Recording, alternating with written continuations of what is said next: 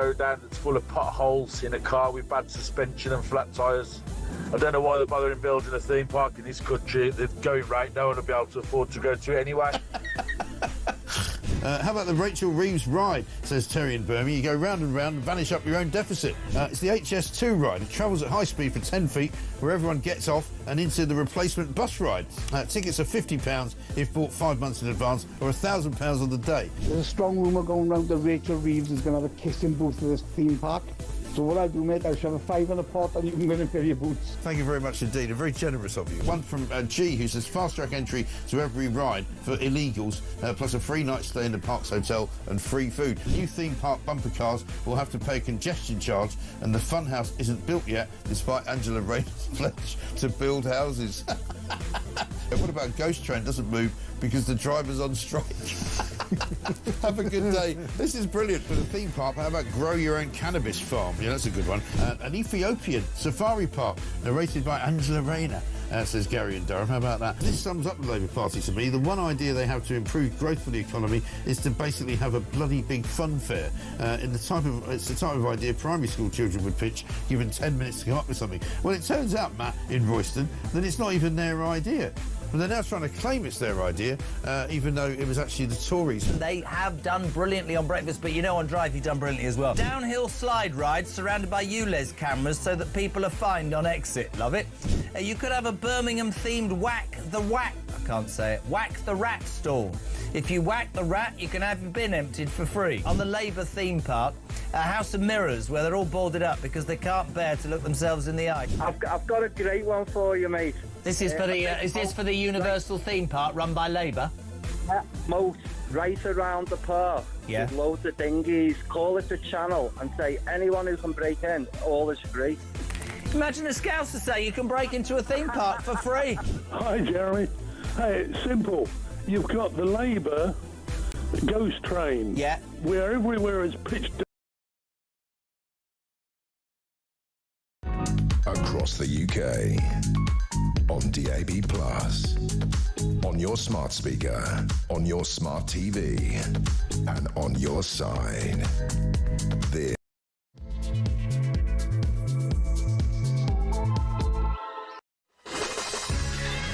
Good morning and welcome to Morning Glory. It is Monday, of course, it's the 23rd of June. We're at the start of yet another week, but a slightly different start to the week than the one we started with last week, because all over the front pages this morning are all manner of doom and gloom style headlines. Fears UK will now face Iran terror backlash, is what it says on the front page of the Daily Mail. Stick it up your bunker. US hits Iran nukes in Midnight Hammer operation. That's from the Sun. Front page, of course, of the Daily Telegraph. Revenge would be Iran's worst mistake, warns the United States. Iran vows revenge after US bombs its key nuclear sites. That's on the Times and the Guardian.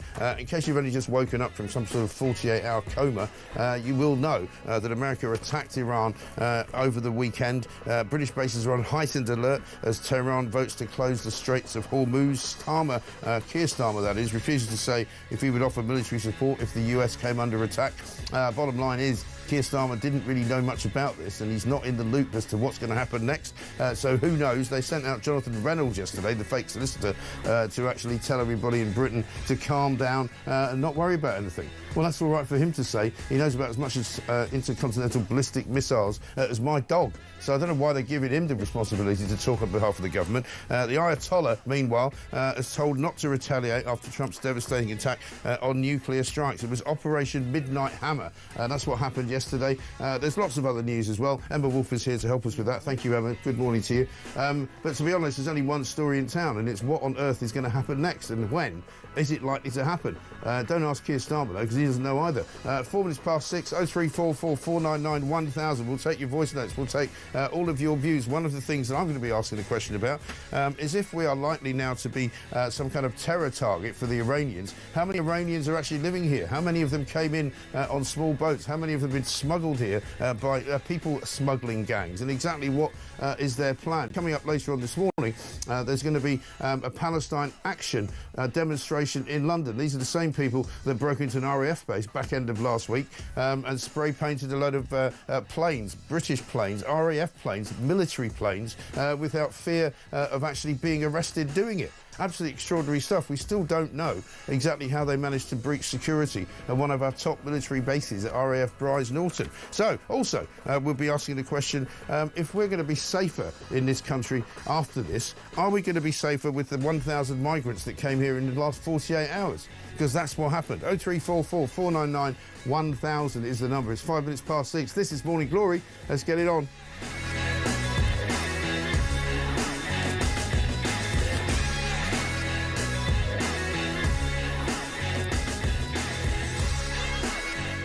Welcome to Monday morning, and here we are. Emma Wolf is here.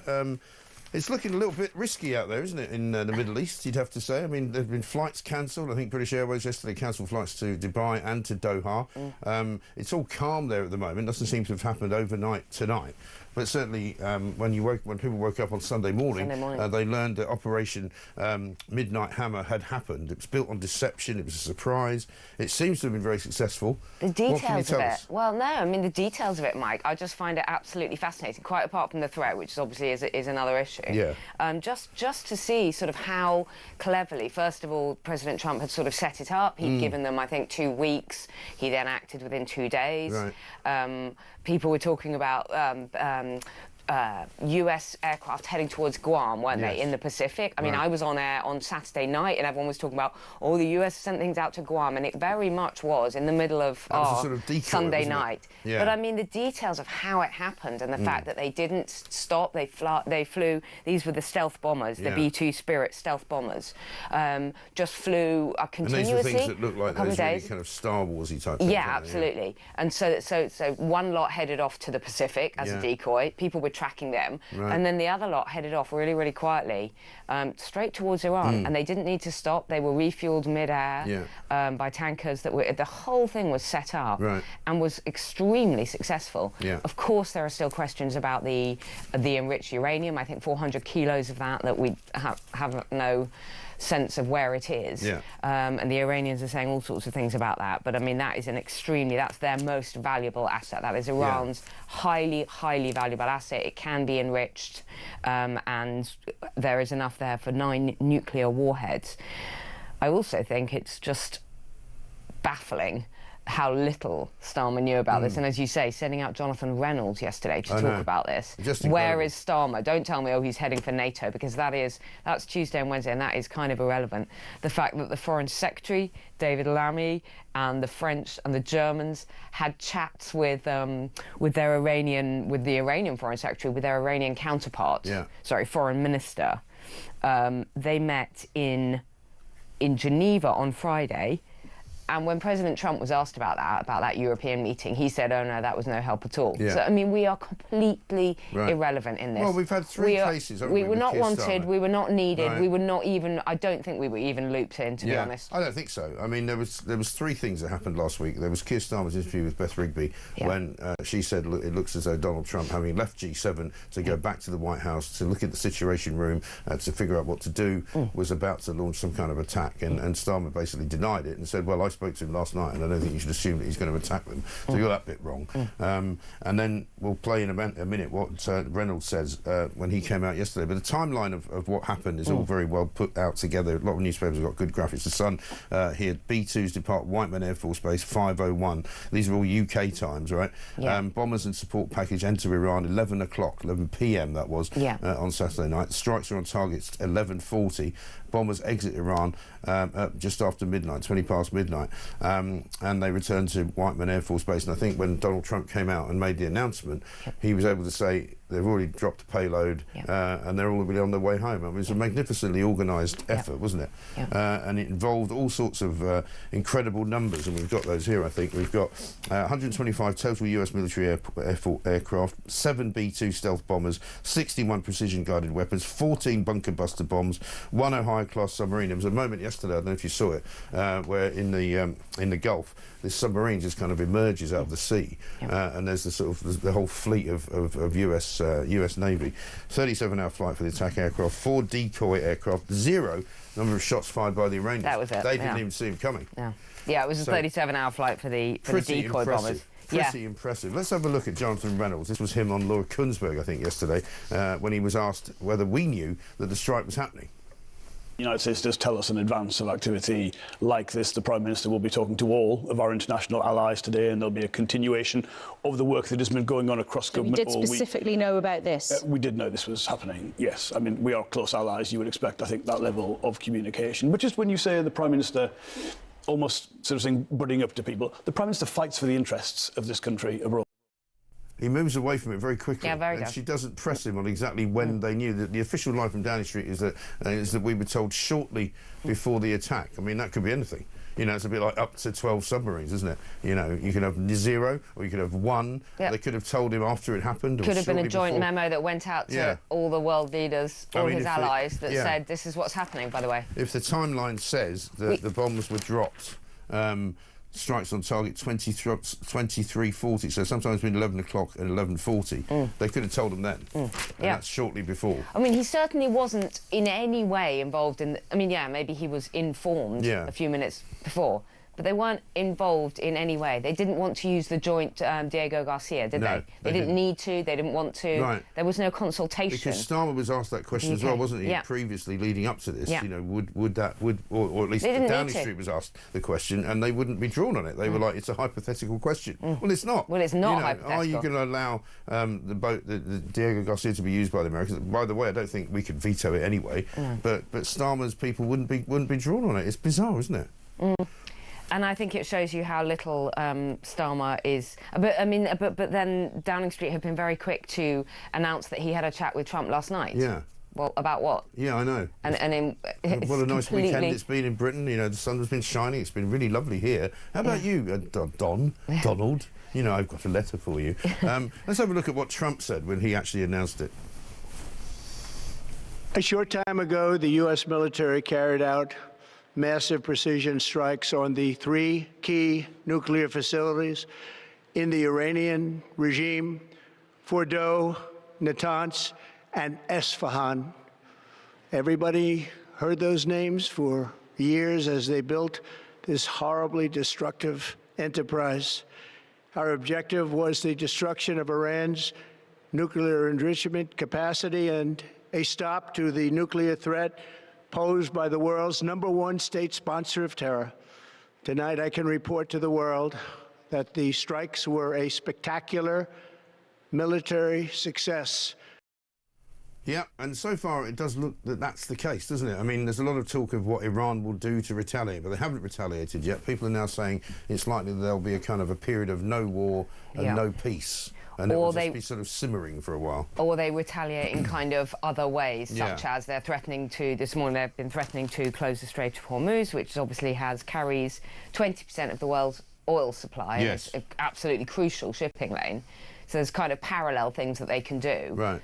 But, I mean, they've been, I don't want to say a nuisance, but a problem in that region for ships for ages because of the Houthis. I mean, let's not forget, you know, these are people... I mean, I find it extraordinary that, one, there are people out on the streets carrying pictures of Khomeini around saying, you know, leave, hands off Iran. And that's allowed. Right. And people, well, it may not be for long because, again, Jonathan Reynolds was asked yesterday, you know, the police are actually asking for Palestine Action, who have claimed responsibility for the RAF Bryce Norton attack, to become a prescribed terrorist organisation, effectively, because they have been involved in previous other, you know, violent episodes.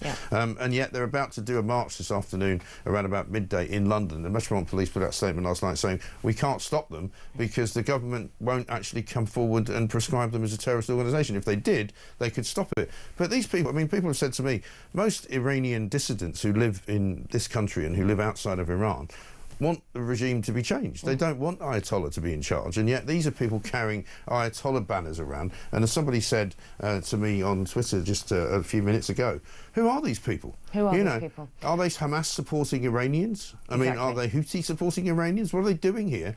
And why are we allowing them to wander around Britain's streets, you know, with their hatred? Well, it doesn't make me feel very safe. I think you made a really good point about the sort of level of are we a terror target at the moment? What is the threat to us? Right. Who are, you know, what is the Iranian threat within our own country? And what's Starmer? I mean, he can't do much. He's clearly shown himself to be utterly kind of irrelevant to Trump, really, in his decision making. But can he do something about this country?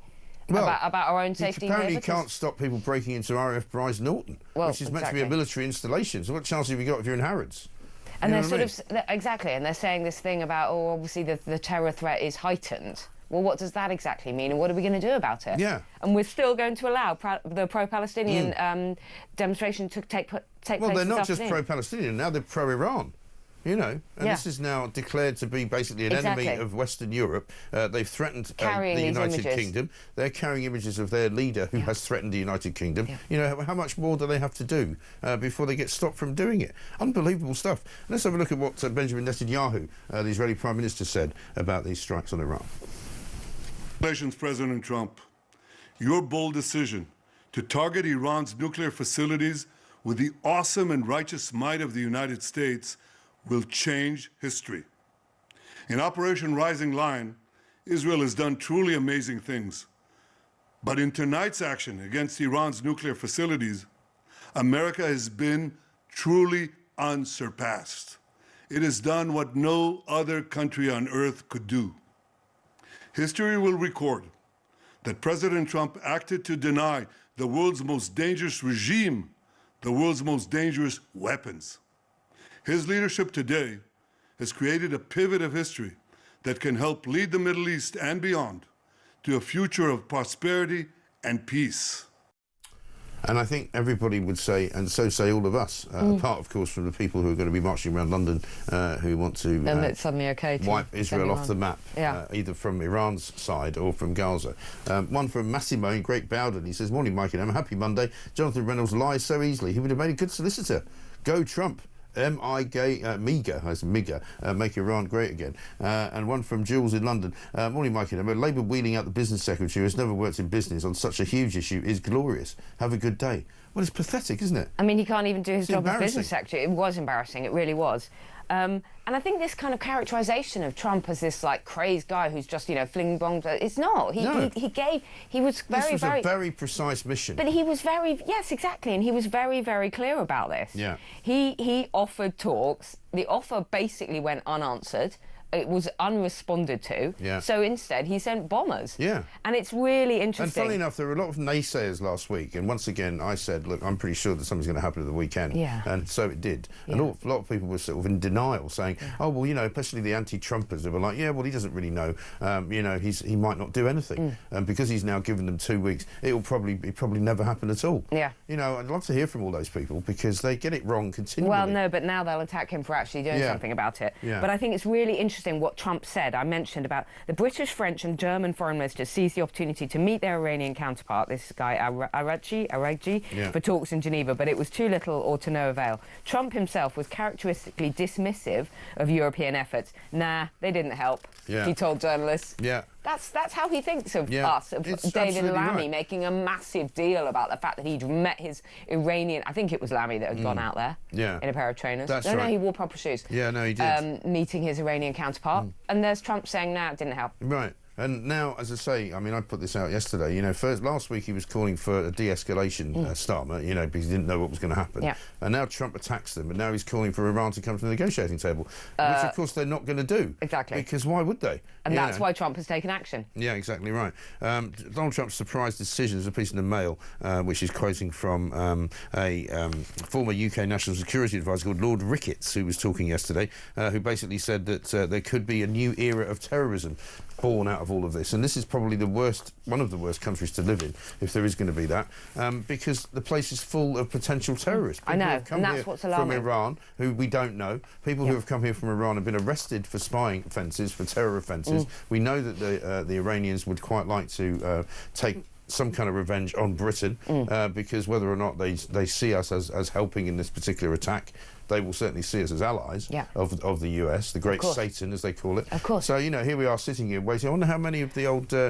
dinghies will arrive today with some Iranians on them. And we're up to nearly 18,500 illegal entrants this year. We had, as you say, 1,000 more over the last few days. Yeah. I mean, there's a wonderful piece in the Times about just one of the general who planned the US raid. I mean, some of the some of the guys who are in charge in America just blow anybody in the British government out of the water. They are absolutely amazing. This guy, Michael Eric Kurilla, head of US Central Command, has a long-standing reputation for toughness. I mean, he's over 6 foot tall. He's imposing, barrel-chested figure. He knows what he's doing. He was shot while patrolling the streets. This is the guy who was in charge of it. While patrolling the streets of Mosul in 2005 as a battalion commander in Iraq, he and his men came under fire from 3 al-Qaeda terrorists. He was shot in an arm and both legs, suffering a snapped femur, but he carried on shouting orders as he lay wounded. For that incident, he was awarded the Bronze Star and the Purple Heart. Can you imagine that? You're on the ground, you've been shot, and there he is. Yeah. I mean, still commanding and then the we operation. get Jonathan Reynolds. And we get Jonathan Reynolds, yeah, great. On Laura Koonsberg. Yeah. Wow. Well, I'll tell you what, just to cheer everybody up, let's see what Keir Starmer had to say on the Middle East situation. This is yesterday. Long had concerns about the Iranian nuclear program and been very clear that Iran cannot have a nuclear weapon. The US has now taken action to alleviate that threat. It is important that we now de-escalate the situation, stabilise the region, and get the parties back around the table to negotiate. And I've been speaking with international leaders this morning to that end. So I want to reassure the British public that we're doing everything we can to stabilise the situation, to de-escalate the situation, and to get to a negotiated outcome. But I'm very clear in my own mind that Iran cannot be allowed to have a nuclear weapon. That is the greatest threat to stability in the region. Why does he have to say, I'm very clear in my own mind? What does that mean? That is I'm very clear in my own mind. Because it's that thing have of a nuclear weapon. OK, then. Well, congratulations, Keir. Well done. No, it's like when a customer service agent says to you, I'm very sorry about the distress caused to yourself. Right. They don't know what to say, so they're filling in. He's padding. He said the same thing, and then he said it again. And we've got to de-escalate and get the parties back. We're doing everything we can. Back around the table, because they were around the table, what, last week? Yeah, get them back around the table, Mike. But he can't do anything. This is the point. You know, we're doing everything we can. Well, that's nothing, isn't it? Literally nothing. He looks terrified. He's got the deer caught in the headlights look about him. He never looks relaxed or honest or that he's in control of anything. And there he is telling us that him, is at any part of stabilising the region. And let's have a look at one more. This is on whether the UK will help the US. This is also from yesterday. Speculate about what may happen because all of my focus is on de-escalation. But I do want to reassure the public we have taken all necessary measures to protect UK interest, UK personnel, and to work with our allies to protect their interests as well. That's what you would expect. But my focus is on de-escalating this situation and dealing with the threat that is that nuclear programme, but getting the parties around the table to negotiate an outcome to this. How's he dealing with the threat? He's literally saying... How's he dealing with the threat? He's saying nothing. Yeah. He talks... The only dealt with thing the threat. The Americans dealt with the threat. They've blown it up. They did. Oh, no, That's what they've done. And then he says that just they were alleviating the threat. No, they took action. Yeah. They did something. He's literally just saying nothing. I know. All he actually says there is that we are working that British personnel are safe. Actually, people's concern is well, they weren't safe in Bryce Norton. I know he's keeping them safe in Cyprus. Luckily, they've probably got their own plans as opposed to what his plans are. But what's he actually doing? Well, I don't know. The thing he doesn't ever say, though, you ever notice in all of his little statements, there's one word that he never mentions. You know what it is? Israel. No. Never mentions it. This, of course, is Morning Glory. It's 23 minutes past 6. Elle in Staffordshire says, morning, Mike. I agree. Operation Storm Hammer. We are more at risk with this Labour government remaining in power. Now is the time to dissolve Parliament, put a strong leader in place who protects this country and its people and not everywhere else. Operation Midnight Hammer. At least it wasn't Operation Midnight Starmer, was it? That wouldn't have worked very well. Starmer here, over. Starmer here, Starmer here. When you get the Commander-in-Chief talking to you, you feel like you've got something to do. But when Starmer's on the old walkie-talkie, Starmer here, I mean, please. 24 minutes past 6.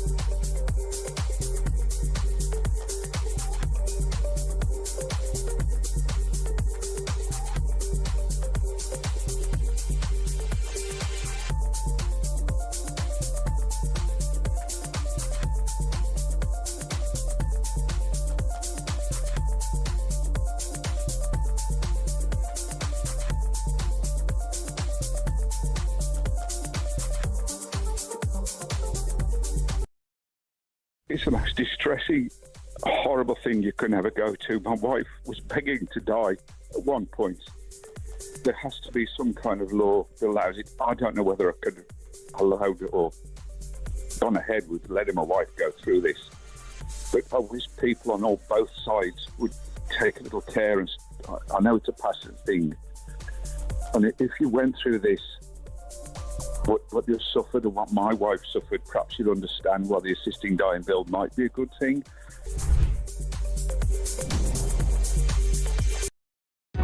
Across the UK, on DAB+, on your smart speaker, on your smart TV, and on your side. This is Talk. Welcome back to Morning Glory, 27 minutes past 6. If you're just joining us, all the newspapers this morning absolutely rammed with incredible graphics and incredible coverage of what happened over the weekend. America joins Middle East war as the world waits for Mueller's response to US bombing raid. Fears UK will now face Iran terror backlash. The Sun goes with US hits Iran nukes in midnight hammer. Stick it up your bunker, which is a, if you remember, you probably won't remember this, but it was a stick it up your punter. I've heard various versions. Stick it up your hunter, I think, was the one that they used in the Falklands War. Revenge would be Iran's worst mistake, warns the US. Let's just remind ourselves of Keir Starmer, our great Prime Minister, what he said last week when he was asked about this. It sounds like an American attack could be imminent. Do you know what's going on? Well, I don't think you should read into that an American attack is imminent. He's calling the Security Council together. We had a 2-hour discussion with the President last night on the Middle East, on this very issue, and as a result of that, the G7 statement came out very clear about the risk of the nuclear programme in Iran, Israel's right to self-defence, and the need to de-escalate across the region, including in Gaza. So you don't think an attack is in his mind, or US joining Israel? You don't think that's in his the wording mind? of the G7 statement, I think, speaks for itself, and I sat next to the President for that 2-hour discussion as we were working through not just the issues but the statement itself. So you're not worried about escalation? I'm clear that we need to de-escalate. But are you worried about escalation? Of course I'm worried about escalation, which is why my focus is on de-escalation. I'm worried about escalation in the region. So he doesn't know, does he? We said this last week. He clearly doesn't know. So when she asks him, you know, is he going to, you know, is an attack imminent? Despite the fact that she can't say imminent, and we don't want to be too harsh on her. He doesn't know what to say. He kind of goes, well, I don't think so, but I don't really know. But I sat next to it, but it's okay because I sat next to him for 2 hours. And then he does this legal thing where he goes, well, yeah, of course, because that's why we made this G7 declaration. Declarations don't mean anything. Absolutely. What do you think you're going to stand in the middle of a street in Tehran? Here is the G7 declaration. What's that? Oh, that's an Air Force US bomber. It's just about to drop something on us. But it's like when you ask him about smashing the gangs and he talks about changing the laws as if these people, they're really law-abiding. So if you change the regulations and the laws, then they won't do that. Oh, it's different because the ECHR laws have changed so we won't launch that dinghy full of illegal migrants in our people-smuggling £1 million ventures. It's OK, we've changed the law. I know, unbelievable. Let's have a look at Pete Hegseth. He's the US Department of Defense Secretary of State. Have a look. The order we received from our Commander-in-Chief was focused, it was powerful, and it was clear. We devastated the Iranian nuclear program. But it's worth noting the operation did not target Iranian troops or the Iranian people. For the entirety of his time in office, President Trump has consistently stated for over 10 years that Iran must not get a nuclear weapon. Full stop. Thanks to President Trump's bold and visionary leadership and his commitment to peace through strength, Iran's nuclear ambitions have been obliterated. Many presidents have dreamed of delivering the final blow to Iran's nuclear program, and none could until President Trump. That's it, isn't it? That's how you speak when you're making announcements, when you're making statements, when you're doing something. You're literally doing something. You are talking tough, you're following through. it is actually, it's not actually warmongering, it is peace through strength, because as he says, no Iranian troops were targeted, no Iranian civilians were targeted, no one was killed in this. But actually, when you look at Trump's statement, when you look at the guys behind him, that's how you do it. Look at Hesketh, look at Vance, look at Kurilla, the general, that general that I mentioned, standing behind him, instead of which we have sort of Lammy saying he's doing something and wandering off to Geneva, and we have Starmer standing on a mountaintop there looking a bit weird at the G7. Talking about de-escalation. Just saying the same thing. That's what everybody would like. It hasn't worked. Which part of that don't you understand? Where's he gone now? Where's Starmer now? I mean, don't tell me it's going to take him an entire day to get to, hey, what's he actually doing? Do you know what they should be doing? They should be cancelling this they should be cancelling the pro-Palestine action, for starters, just for the safety of Londoners. They should also be rounding up any asylum seekers who are here, who are Iranians, to find out what it is that they're here for, exactly what they're here for. And that is exactly what he should be doing to safeguard the people of this country. Never mind telling the Americans and the Israelis to stop firing missiles at Iran. Iran is the clear and present danger here, you know, not the United States of America, not Israel. You know, the Iranian people who have come to this country. We saw yesterday, or just at the weekend, you know, a bunch of people being set upon outside the Iranian embassy, right? There's all manner of nastiness going on in these, in our cities, because there are people here from foreign lands who wish to do us harm. And who have come here seeking asylum. But this is why we've had a problem. This is why people have raised concerns about uncontrolled immigration, not just the numbers and the problems with the economy and all of that, but the fact that we don't know who is coming into our country. We don't know where they are going when they land, when they are processed or turned down and not deported. I mean, that is why us far-right people are concerned about this, and now look at the situation that we have. I know, absolutely right. Well, there's a piece in the Times today which will blow your socks off, right? Migrants kept in hotels despite losing claims for asylum. More than 550,000 asylum seekers are waiting for their appeals to be heard after having their initial claims rejected. But they're still staying in hotels paid for by us while they go through the appeals process. The average time taken for a claim to be heard by the courts is now 54 weeks. So more than a year they'll be sitting here. So who are they? Let's go back into these hotels, check them all out, find out who they are, where they're from, and I'm afraid if you're from Iran, we're going to have to treat you as a slightly special case at the moment, and on the basis that the Iranian regime has said that the UK is a target. Exactly. I think that would be a start. Science, is it? It's not just the cost, is it? It's the fact that the endless appeal process. It's a lot more than that. It's more than that. You know, it's people's livelihoods that are at stake. People's lives are at stake. You know, I think what really worries me, Mike, though, is that the general population, I'm not talking about your listeners who are obviously politically clued up and into what's going on in the world, I find it alarming how little people know about this. I was talking to... Well, because if they don't watch or listen to talk, or anybody who does this... But Starmer hasn't made this... He hasn't communicated to the country at all. Yeah, but if all you do is watch the BBC and Sky, you wouldn't even know these people are here, because they don't talk about it very much. This from Nash, who says, morning, Mike, you called it last week when Trump said he might do something in the next couple of weeks. You said you thought it would be sooner, probably at the weekend. Spot on. Let's get a voice note from Andy. Morning, Mike. Andy in Portsmouth. So, Mike, the Oracle Graham strikes again. You said Donald Trump would probably do something over the weekend and not wait for 2 weeks to, you know, end. So well done for you for getting things right as usual. The home of common sense. And I love you, Mike Graham. I think you're fantastic. Keep up the great work, mate.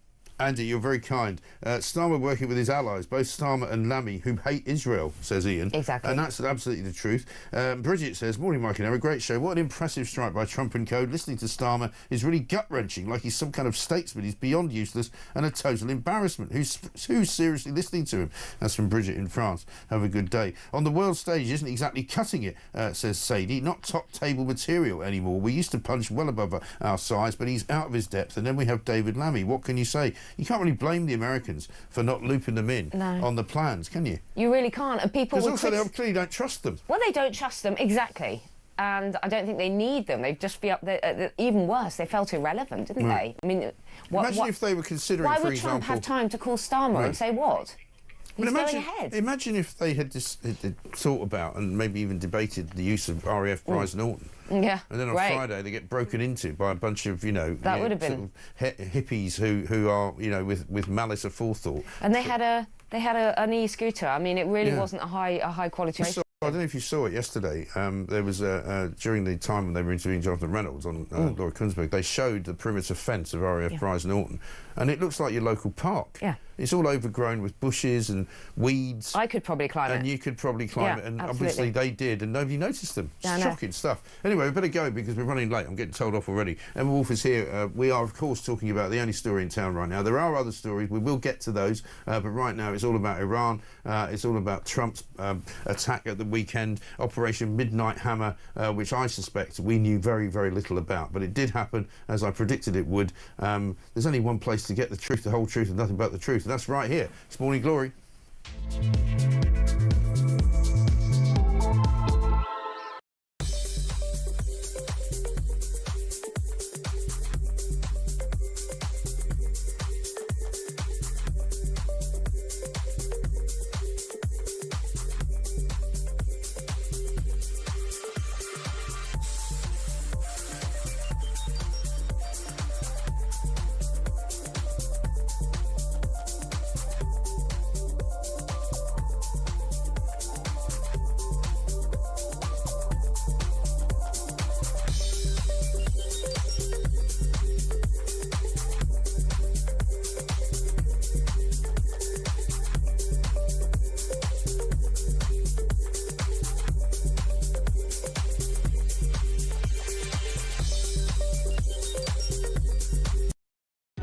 Across the UK, on DAB+, on your smart speaker, on your smart TV, and on your side. This is Talk. Welcome back to Morning Glory, 6:38. I'm Mike Graham. Emma Wolf is here. We are and have been on a so-called war footing. So how did terrorists break into a military base and our borders are still open, says John in Somerset. Well, that's the laugh, isn't it? Once again, another statement from Keir Starmer. What was it, week before last, when he was banging on about getting, GDP up to 2.5% for the defence budget by 2027. We are on a war footing. Well, we're not on a war footing, are we? Clearly, because not only are we not able to be on a war footing, we don't have enough troops, we don't have enough military hardware, we don't have enough ships, submarines, all the rest of it, and we can't defend our own military bases. So if that's a war footing, then we're all in trouble. Have they actually responded properly about what happened at Prize Norton? Well, Has there been any real statement over the weekend? I think they've tracked the people down, but the fact is they got in and out. Yeah. They didn't get arrested while they were in there, right? So they had to go and find them and track them down. I think they're arrested, so I think there are the usual rules about what we can't say about of course, which Starmer loves. However, he loves all that. It's only relevant can't sometimes. say anything about it because there's been some arrests. But you can say it if they're white. Yes. Okay. But, I mean, the fact is that basically they haven't explained. They've got a review going on currently as to how it could have happened. But they haven't actually said how it could have happened. Wasn't the commander in charge a lady who was quite interested in lots of pride events and things like that? Well, I haven't checked that out. I've seen that allegation. I read it, I've seen that allegation made. I don't know if it's true. But what we do know is that it happened. Yes, and so the fact that it happened at all is reason enough to think that there's something really, really rotten in the state of our defences. Very rotten. Because, people should be getting shot for breaking into military bases, not getting away. Yeah. It's it like, reminded what's me going on? of the British spy that was wandering around the Iran air base. Yeah. And that was the worst spy in the whole world, apparently. He had three mobile phones and a long lens camera and various other electronic devices. Well, the only other was thing wandering we've around seen, and taking photos. The only other thing we've seen in the last sort of 10 days was that bloke who was meant to be being deported. Do you remember breaking out of the airplane and running across the tarmac at Heathrow Airport,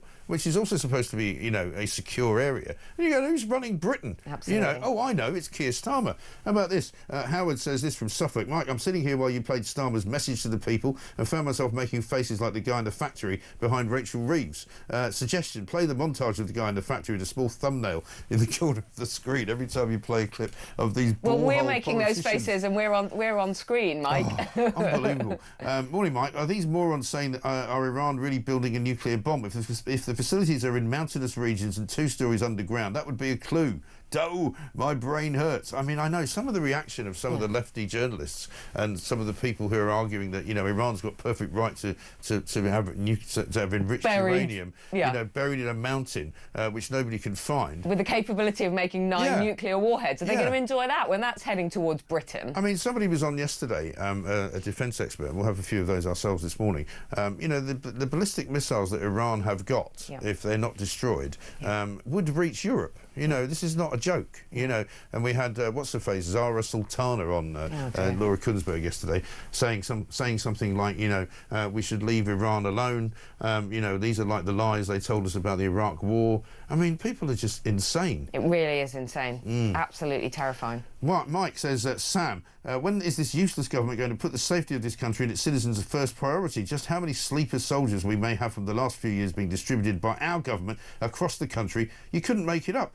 Well, this is the thing. I mean, we've got an entire battalion of people who could be in a position to wage war on us from the inside. Exactly. And they're all staying in nice hotels between here and sort of, you know, the Lake District. And actually, I mean, it's ridiculous when you think about it. It really is. And meanwhile, I mean, it wouldn't be hard for the Iranian regime to organise an attack because there are plenty of people within this country who would happily help them. Yeah. Meanwhile, Starmer yesterday was more worried about tweeting about Windrush Day, wasn't he? Absolutely. Celebrating the achievements of Windrush Day. Oh, well, we've now appointed a Windrush commissioner, and I looked it up because I wanted to get it right because that's what we do here. Is that true, what you said about the... £130,000, right? Now, it doesn't necessarily have to be more than a 3-day-a-week job, but that's the pay.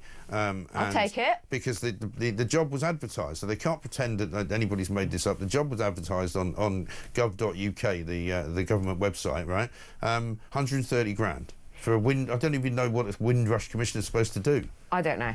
Can we talk about that government website? The government website, the ministers have spent £500,000, over £500,000 to change gov.uk to gov with a dot in a different place, .uk. Yes. And they pay... It's a different... It's blue now, isn't it? Yeah, it's a turquoise dot. Oh, so reform then. They reform dots. They've literally moved the dot that you have in a URL upwards, so it's in the middle rather than on the... Which is actually wrong. Which is wrong. If people then try and write it like that, it won't work, will it? This is over £500,000. Yeah, £500,000. And this was paid to Saatchi's. Yeah. So it's not just like, it's not vague. This was actually paid to an advertising agency for rebranding. Yeah. And it's absolutely shocking. We learned, I think, was it the week before last, that there's something like a £1.4 billion contract which is currently being put out to tender for a PR company to come in and do all the government's PR for them, in addition to, I think, 6,500 PR people that are already in the government. It's just unbelievable. I mean, it's not working. The stuff that is being put out on X from Starmer, from the UK Prime Minister, over the last few months is appalling. It's almost like someone is taking the mickey of him and putting out things at the worst time. Exactly right. One of the other stories that we picked up on last week was the fact that there's an awful lot of British citizens trapped in Israel because all commercial flights were cancelled. And we spoke to quite a few people who said, you know, do you know what the advice was from the Foreign Office? See if you can get yourselves to the Egyptian border. Right? In the midst of airstrikes coming in from Iran, which are quite dangerous. And the one guy that we spoke to said they're basically asking us to drive across the desert. You know, it might not be terribly far, but it's several hours to get to a border crossing which might not be very friendly, actually, because it might be quite a hostile border crossing. And if we can make it there without getting shot at, you know, maybe we might be okay. But so supposedly over the weekend, we put a lot of pressure on the government. They've now said they're going to supply planes because the Americans were airlifting their people out, obviously. Yeah, of course. So now they're talking about the first plane may be going out today. But let's have a look at what Keir Starmer's advice was to UK citizens in Israel. Well, for British citizens, we've been saying for some time to register their presence. And so far as Israel is concerned, just as soon as we can get charter flights off, we will do so. But I urge all citizens to make contact with the Foreign Office so that we can facilitate whatever support is needed. Well, you don't need to facilitate support. They need a flight out. You get a couple of RAF planes from Cyprus. You fly them into Israel. It's a pretty short flight. You fly them to Cyprus. Yeah, and then you worry about it. But no. But now they're not in Israel. I urge them to register their presence. Yes. I mean, he just comes out with this stuff, and it's utterly pointless and meaningless. Well, again, I mean, the closest he's been to a war zone is when he went to Ukraine and somebody gave him a camouflage jacket to wear, and he sort of walked around looking like he knew what he was doing. I mean, it is embarrassing. I'm sorry to keep picking on him, but there's nothing else I can do. Iran is now a threat to the West, says Dan in Kent. No doubt we have sleeper cells in our country. If our inept government doesn't use this opportunity to stop the boats and deport the illegal migrants, then we really are in trouble. Can you imagine the human rights lawyers saying you can't deport people from Iran who wish to do us harm, despite the fact that the Iranian government has actually said that they might declare war on us? You know, it's unbelievable. Andy in Nottingham says, Mike, I think you've been very harsh on Starmer this morning. Of course he knew about it all. Trump would have needed him to do the countdown to the jets taking off. 5, 4, 3, 2, 1. Listen, you've got to laugh, haven't you? Because otherwise you would be really bothered. 41,642. I think that's a low number. I think the migrant tracker needs to be updated over the weekend. Call for the migrant tracker to be updated. 6:46.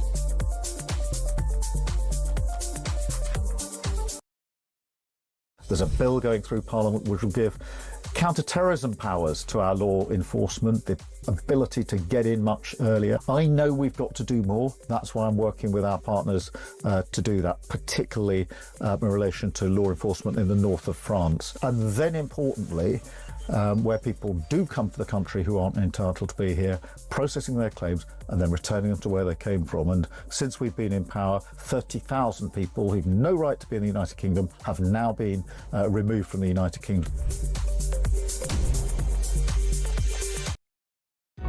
Across the UK, on DAB+, on your smart speaker, on your smart TV, and on your side. This is Talk. Welcome back to Morning Glory, 6:48. I'm Mike Graham with you all the way through, of course, until 10 o'clock when Julie Hartley-Brewer will be here. Let's get a voice note from Kitty. Kitty from Kent with a little poem here. As President Trump's bombs drop, our PM continues to flip-flop. No one with a brain wants him in power, where he continues to hide, stutter and cower. Reynolds, liar, full of pee and snot, is sent out to continue the government's gaslighting rot.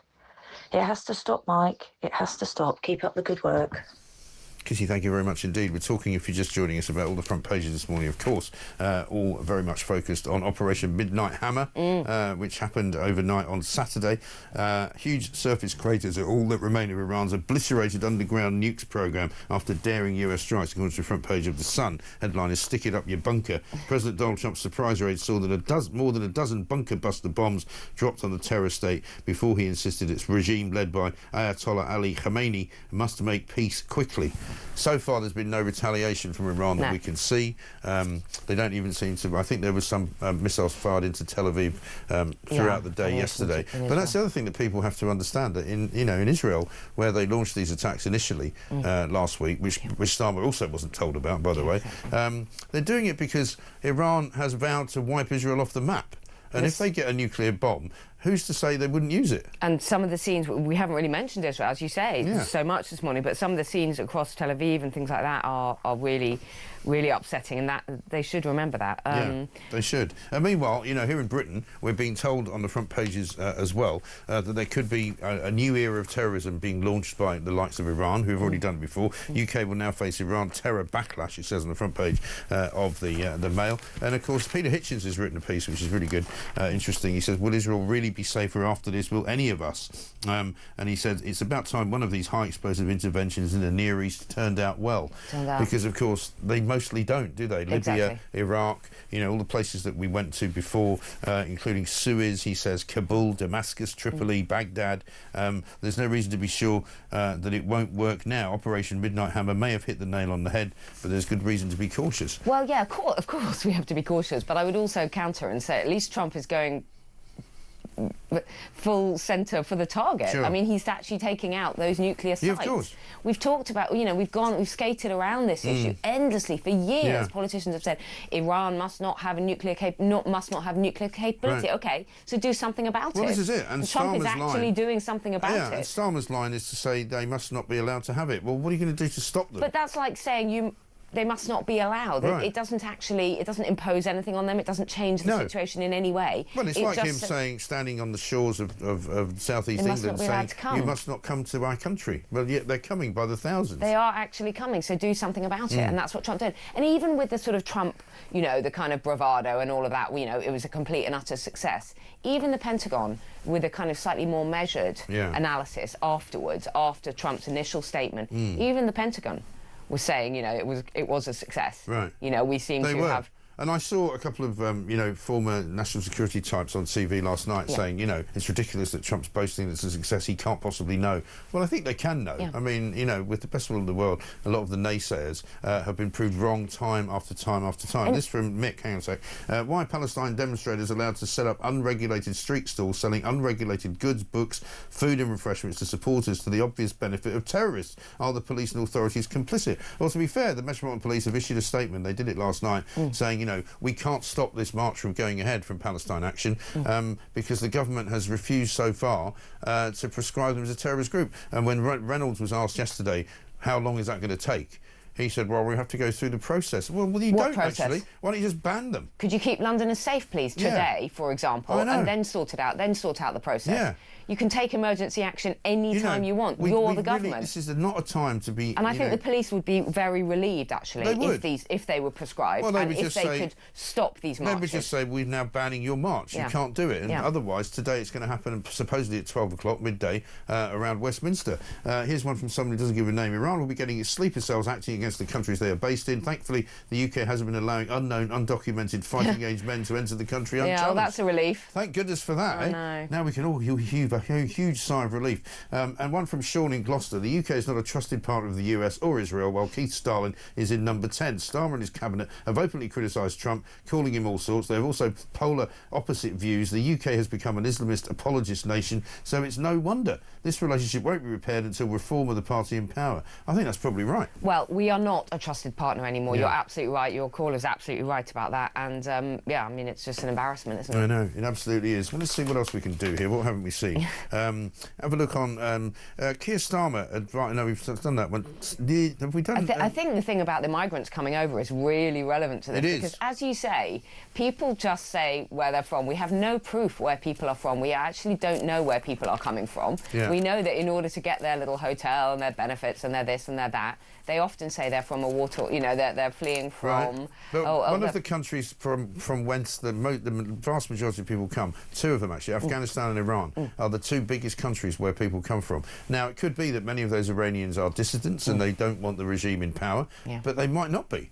And we know for a fact, because some have been arrested on terrorism charges and on spying charges, that they're coming here at the behest of the Iranian regime. Exactly. And if you were a government that was trying to infiltrate the country, how would you send people over? Oh, I know, put them on a boat. They're not going to be stopped in the UK. Sun page to 15. 15 dinghies, despite extra beach patrols on border force on Saturday. 1,000 people crossed in just 48 hours. Oh, but Mike, it's just the fine weather. It'll be fine. In the winter, it'll be absolutely fine. No one crossed over in the winter. No one crossed over on stormy days. This is good. This is really good. The Prime Minister and French leader Emmanuel Macron are expected to hold a summit next month focused on tackling the problem. Are you joking? Next month. Focused on tackling the problem. The problem that's been going on ever since they got in. Let's have a look at Starmer and his greatest achievements. This is from last week. This is the one I wanted to play here, because this is when Beth Rigby asked him, he's been in nearly a year, what does he think he's done best?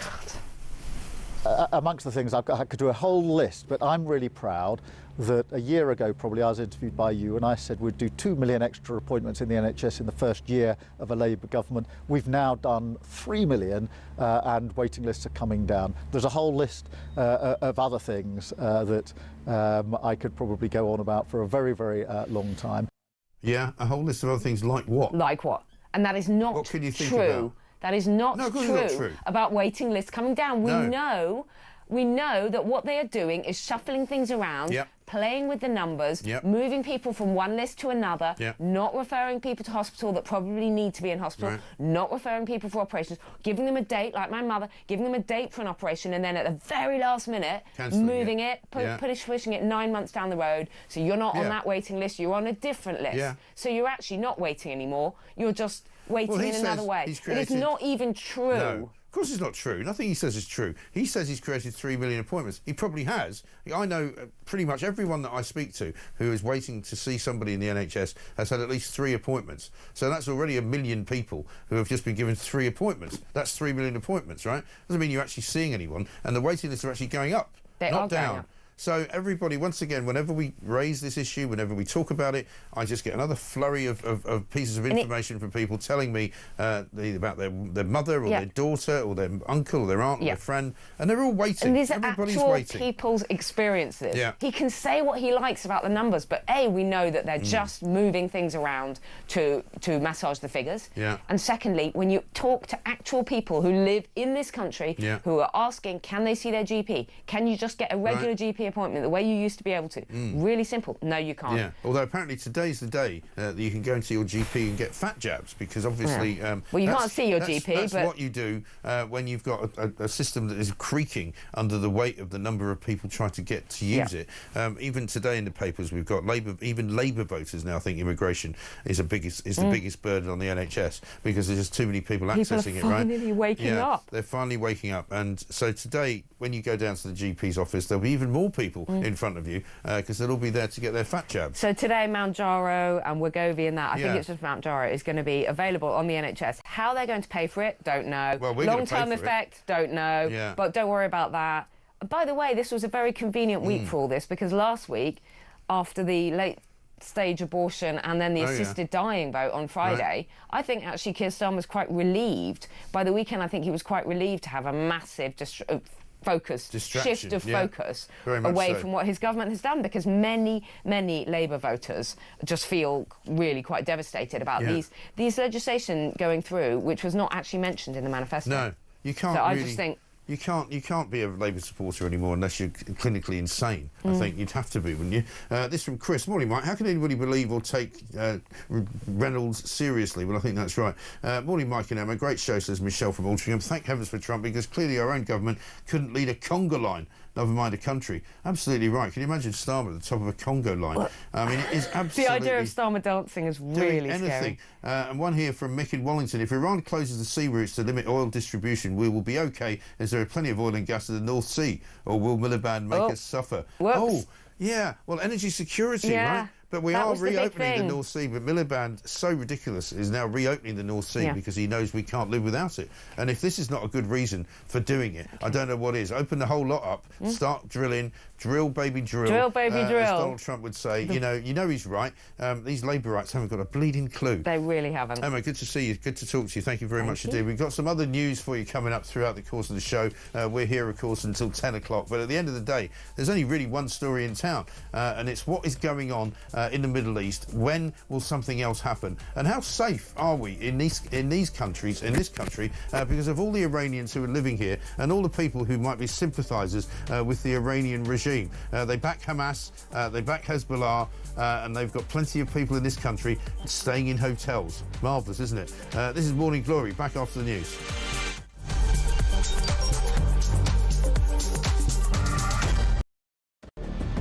I can announce this government will begin the biggest sustained increase in defence spending since the end of the Cold War.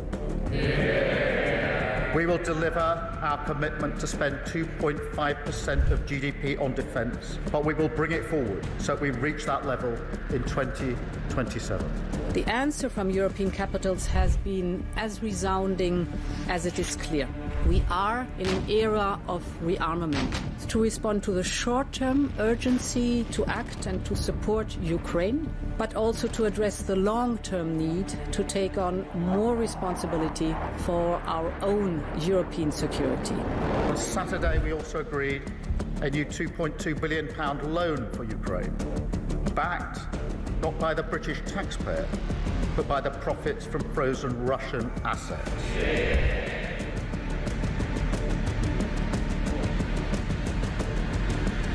It is my pleasure to bring from His Majesty the King a letter. He sends his best wishes and his regards, of course, but he also asked me to bear this letter and bring it to you. So can I present the letter from the King to you? Thank you very much. Am I supposed to read it right now? Yeah, please do. I will do. I've got to tell him what your reaction is, so I need to know. I need to know. He is a great gentleman. A great, great gentleman. He said he thinks the war's going to go on for a long time, and he better not be right. Well, I just think he should be more appreciative, because this country has stuck with them through thick and thin. We've given them much more than Europe, and Europe should have given more than us, because as you know, that's right there, that's the border. What kind of diplomacy, JD, you are speaking about? What do you mean? I'm talking about the kind of diplomacy that's going to end the destruction of your country. Yes, but if you are not strong... Mr. President, with respect, I think it's disrespectful for you to come into the Oval Office and try to litigate this in front of the American media. You're gambling with the lives of millions of people. You're gambling with World War III. You're gambling with World War III.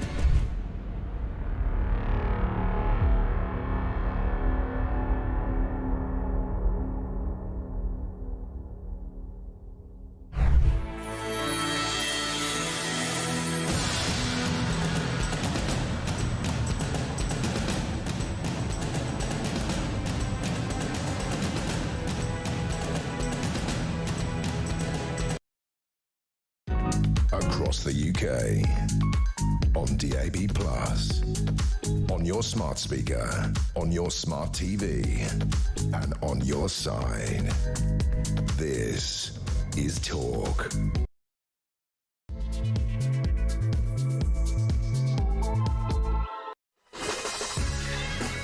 Welcome back to Morning Glory. It's coming up to 3 minutes past 7. I'm Mike Graham with you all the way through, of course, until 10 o'clock. We've got an awful lot of headlines for you this morning. If you're just waking up to it, it is, of course, the morning after the night before, Operation Midnight Hammer, when Donald Trump launched a massive attack on Iranians' capabilities when it came to the nuclear question, when it came to the enriched uranium that they were producing, up to 60% of it, leading not only the independent United Nations inspectors and the people who all thought that Iran was trying to build a nuclear bomb. It gave them absolute and utter surety that that could only be what they were doing. But the big question now is, how safe is the United Kingdom? Fears the UK will now face Iran terror backlash, is what it says on the front page of the Daily Mail. Iran's nuclear ambitions have been totally obliterated by the surprise American strikes, according to Donald Trump, the president. It was an incredibly complex operation that was carried out in the early hours, basically, of Sunday morning. Operation Midnight Hammer appears to have destroyed all of the bunkers where some of these operations were going on. And now we've got Keir Starmer in this country, who really didn't know much about what was happening before it happened, and now doesn't really know much about what's going to happen after it's happened, calling for de-escalation and calling for people to get around the negotiating table. Absolutely ridiculous point of view from a British Prime Minister who's clearly out of the loop and is not somebody who is in any way, shape or form being consulted by either Israel or the United States of America in this context. Let's get a voice note from Sue. Morning, Mike. Sue from Farncombe here. I don't care how long you sat next to President Trump, who's got more balls than you'll ever have, Starmer. You're a drawer. I know, you nearly went there. But everybody feels the same way. It's ridiculous, isn't it, that we have a Prime Minister in this country who not only is not really at the top table, he gets everything wrong. He was the guy who told us last week that he didn't think Donald Trump was going to launch an attack at all. I was the one who told you he was probably going to launch an attack, and not only that, he was probably going to do it this weekend, which is entirely what he did. I didn't just sit next to him for 2 hours to work that one out. It was just common sense, because we knew that the Iranians were going to be continuing to send ballistic missiles into Israel. We knew that Israel was going to continue to fire back. And, you know, Donald Trump decided to bring that to an end by dropping massive payloads on top of the bunker busters, which were coming down on the Iranian facilities. And it's as simple as that. Not one Iranian injury was caused, not one bullet was fired, not one missile was fired by the Iranians, because the stealth bombers came in, nobody saw them coming, they were gone before anybody knew what had happened. 0344 499 1000. The big question now, though, is how safe is Britain? How many Iranian asylum seekers do we actually have in this country? We know that 50,000 asylum seekers are still in asylum hotels, despite the fact that they've had their claims for asylum turned down. Now they're waiting for their appeal process to go through. 1,000 new migrants arrived in the last 48 hours alone on 15 dinghies, despite extra beach patrols from the Home Office and from Border Force. So let's face it, nobody really knows what the danger is. Meanwhile, Palestine Action, which is, of course, the organisation that broke into RAF Bryce Norton last week, are having a march around London today. Apparently the police are powerless to stop it because the Labour government has refused to prescribe them as a terrorist organisation, despite being asked to do so by the police. I mean, what on earth is going on? 0344 499 1000 is the number. This is Morning Glory. Let's get it on.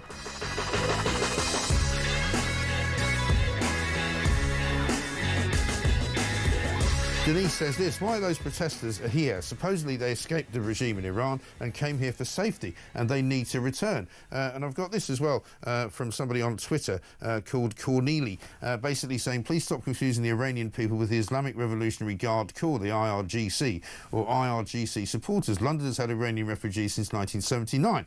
These are the Iranian people and not the crazy beardy weirdies of the IRGC. I know that, but I'm asking the question. There are plenty of Iranians here who support regime change in Iran. There are plenty of Iranians here who are against Hamas and who quite often march against Hamas and march against the Free Palestine Brigade and get arrested by the police. But if I'm asking you, if you're walking around carrying a banner with the Ayatollah Khamenei's face on it, who are you exactly? And what are you supporting? Are you pro-Hamas? Are you so anti-Israel that anybody who's anti-Israeli is your friend? I mean, that is ridiculous, isn't it? Let's talk to Isabel Oakeshott, Talks International Editor. Isabel, very good morning to you. Good morning. Well, I can shed a bit of light on the question you asked about how many Iranians are in the UK. At the last census in 2021, that counted over 114,000 Iranians. That's in the UK. Most of them arrived after the fall of the Shah in the early 70s and are thoroughly British, and you know, they are fully part of our national life in a positive way. My concern is much more linked to the number of asylum seekers that are coming over on small boats. And Iranians are the third largest group after the Pakistanis and the Afghans. Right. There were some 8,000 asylum claims from people from Iran last year. I mean, that's pretty substantial. And there are certain countries for which, instead of asking more questions and making it more difficult, we actually do the opposite. And we kind of say, oh dear, you come from a bit of a tough place, come on in. And Iran is one of those. I mean, no other country in the world, to the best of my knowledge, behaves in this way, identifies a country as being a country that's run by a lot of dangerous nutters, and says, actually, we're going to welcome a bunch of people from that country who we can't be sure are not sympathetic to those dangerous nutters. Well, this is the question I'm putting to people who are going to be looking around today at a march being organised by Palestine Action, the same mob who went into RAF Bryce Norton last week and weren't stopped by the military authorities, and who managed to do a lot of damage, vandalised a couple of planes with some paint, and then escaped and had to be arrested somewhere else off-site later. Who are these people wandering around Britain carrying posters of the Ayatollah Khamenei?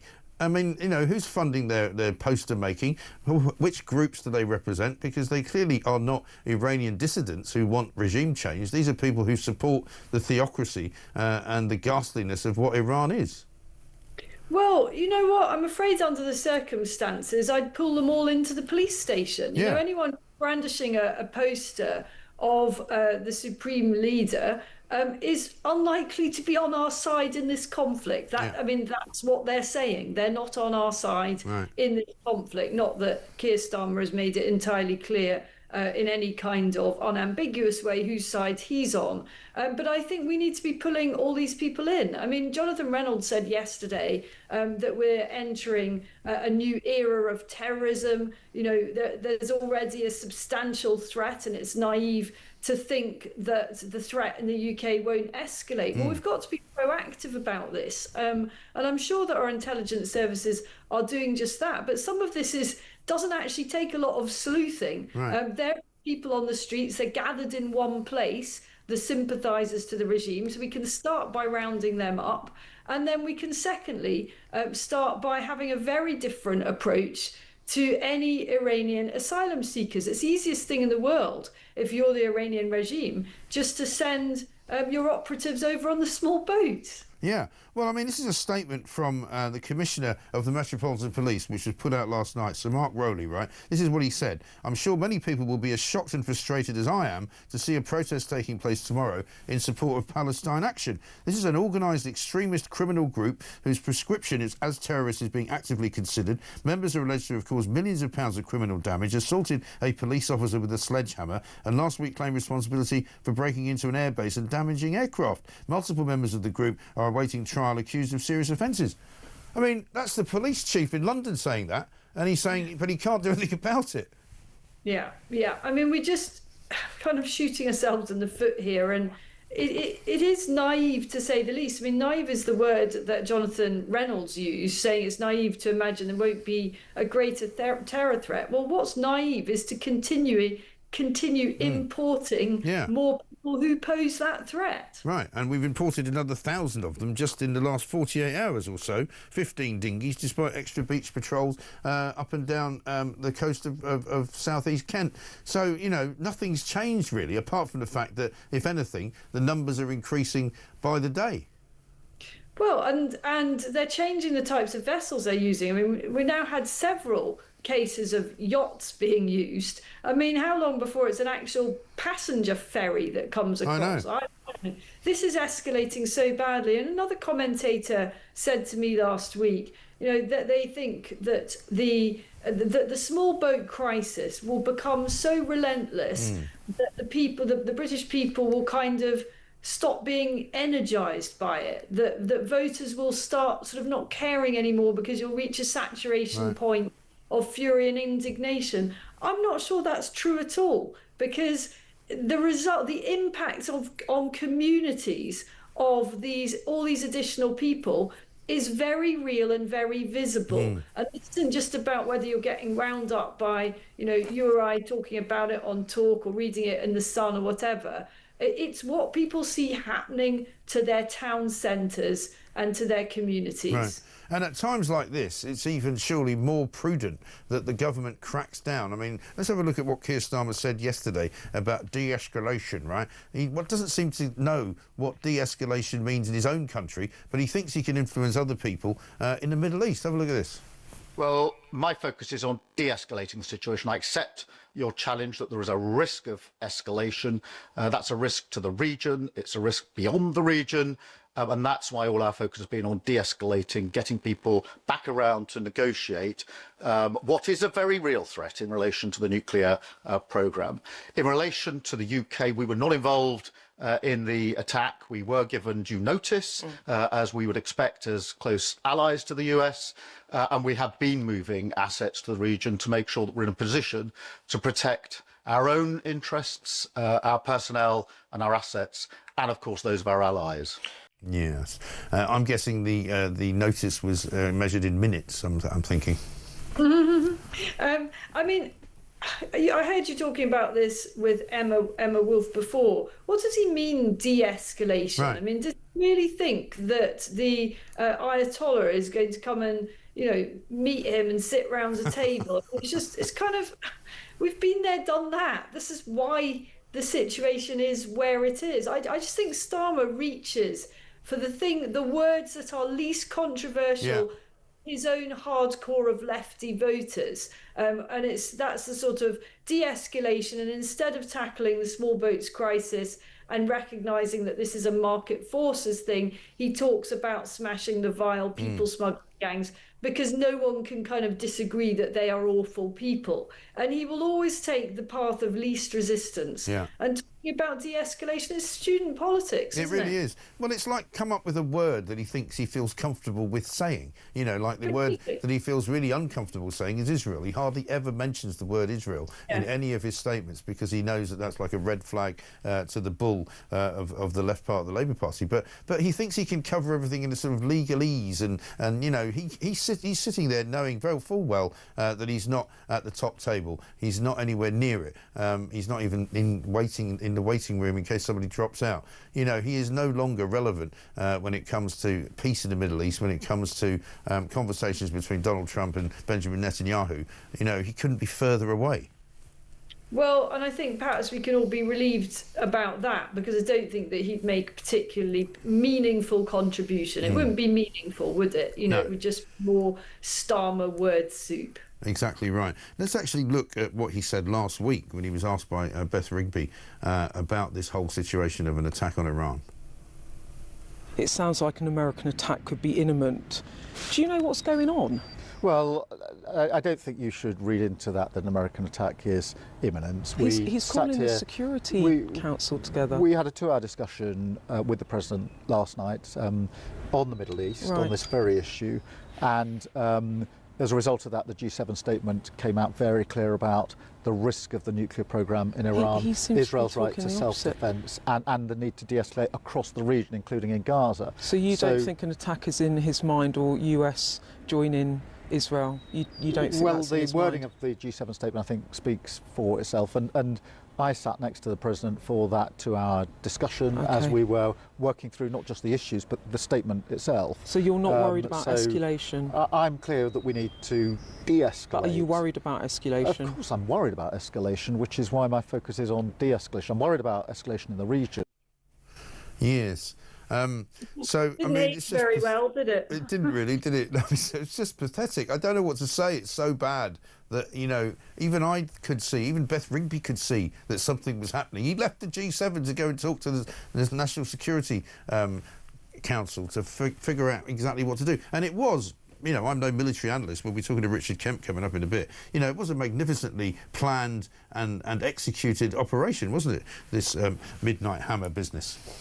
It really was, and it was classic Trump, suggesting that there was going to be a 2-week window in which he'd be considering his options. And at the time when he said that, a number of analysts said yes, and knowing Trump, that means more like 2 hours.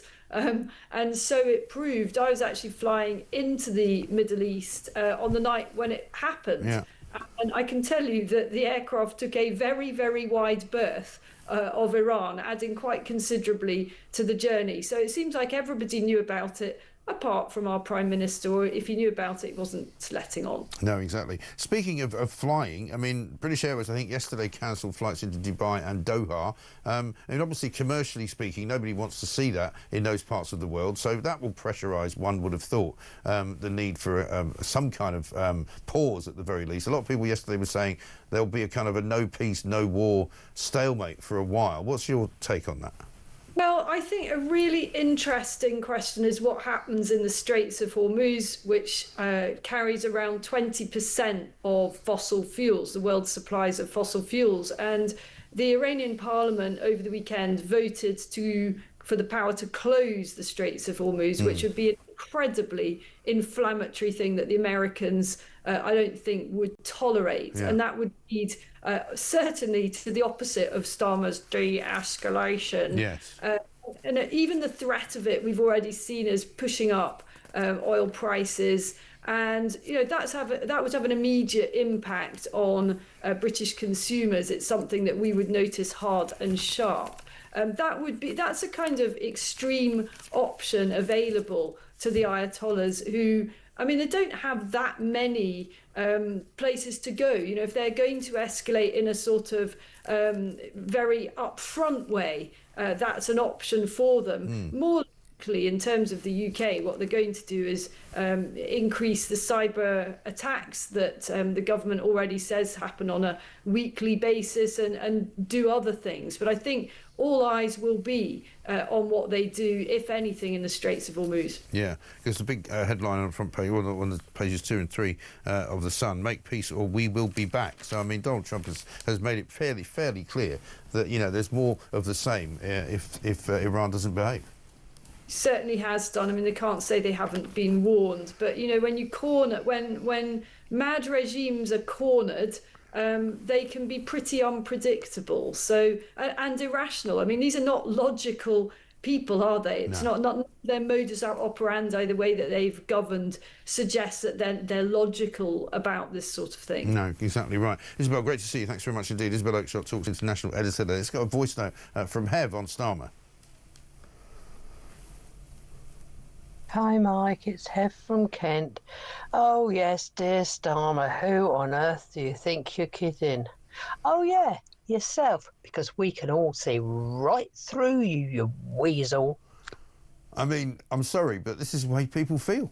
You know, I'm not going to apologise to Keir Starmer for the way that the people of this country speak, because that is what he has driven them to. And quite frankly, we are in a place where now nobody really trusts the Prime Minister to keep us safe. Never mind keeping people safe in the Middle East. How do you know when Starmer's having a bad day, says Brian in Glasgow? Because it's got a Y in it. This is Talk.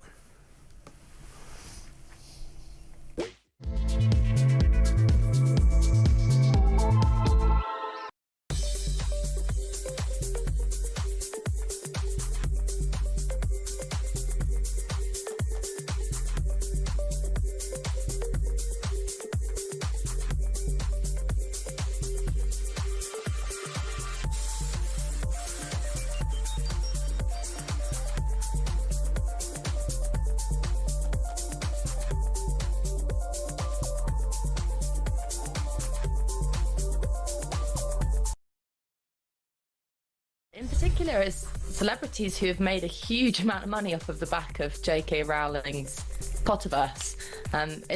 There's a high level of ungratefulness around anyone to do with Harry Potter. You know, you've had Daniel Radcliffe, Rupert Grint, Emma Watson, all coming out and condemning her for having the temerity to stand up for what most of us understand as common sense, which is the idea that women are women and men are men.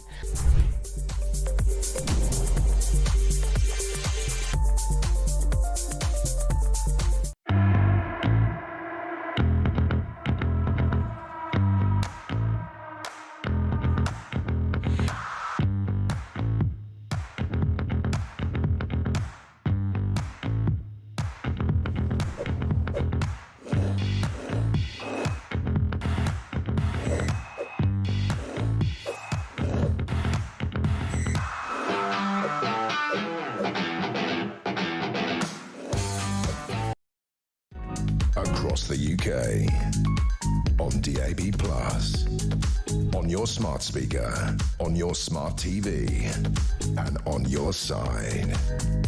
This is Talk.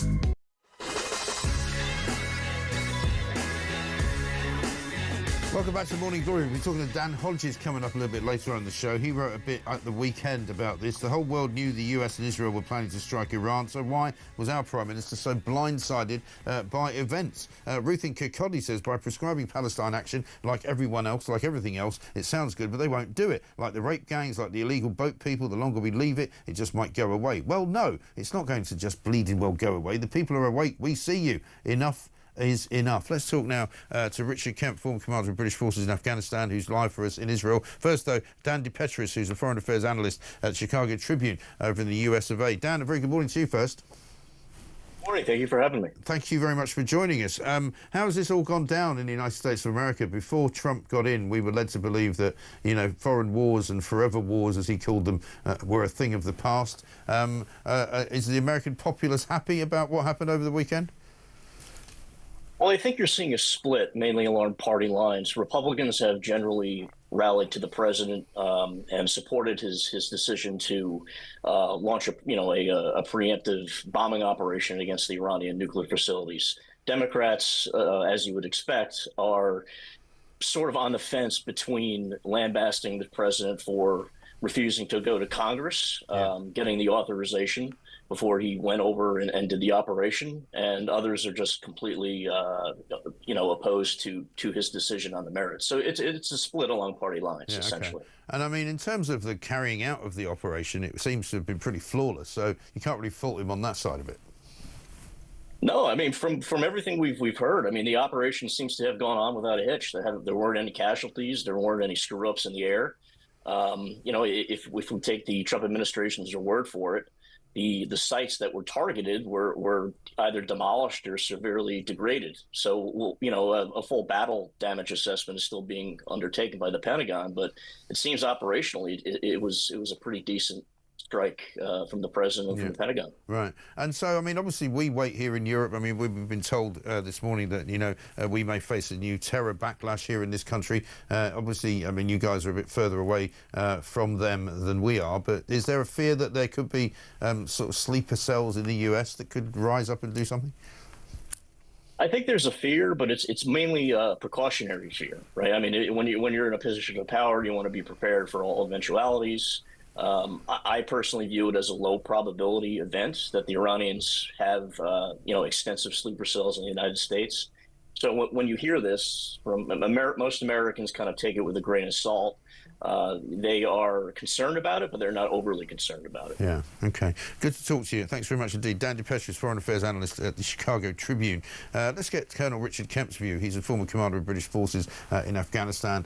He's been involved in training facilities and all sorts of things in Israel. He's there right now for us. Colonel Kemp, very good morning to you. Very good morning to you as well. Good to see you. What's the mood in Israel right now? Because obviously, I think there were some missiles sent over from Iran in the immediate aftermath of the attack in the early hours of Sunday morning. I think I'm right in saying. What's going on at the moment? Yeah, there was something like, I think, a volley of around 30 missiles fired at Israel, of which most were intercepted, which is the norm, and a few impacts, some of which did damage. I think some people were wounded, unfortunately. Yeah.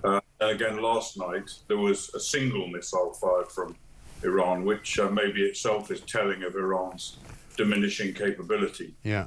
People in Israel, from everyone I've spoken to and everything I can see, the people in Israel are extremely grateful to President Trump for launching the attack on Sunday morning against the nuclear facilities. And of course, the IDF have been doing severe damage to both nuclear facilities and conventional offensive capabilities, among other things, over the last few days. And I think all of these operations have enjoyed pretty much unanimous support from within Israel. So people are, I think, having lived under the potential threat of a nuclear-armed Iran for decades now, the Israelis, I think, are very, very happy with what's been happening. Yeah, and Prime Minister Netanyahu has said that they will continue with their strikes on Iran until such time as their objective has been achieved. They seem to be slightly moving away from the regime change objective, more now to just denuding the nuclear capability. Well, I think that's always been their number one priority, and Netanyahu has been leading the way on this, effectively on this crusade against Iranian nuclearization for many years now, and he's shown extraordinary leadership in maintaining that focus and finally bringing it to fruition, backed up by President Trump. But I wouldn't say regime change is off the agenda. It's never been a kind of number one objective of Israel. But I think what Israel's seen, and I think any reasonable person would see, as the real benefit of regime change.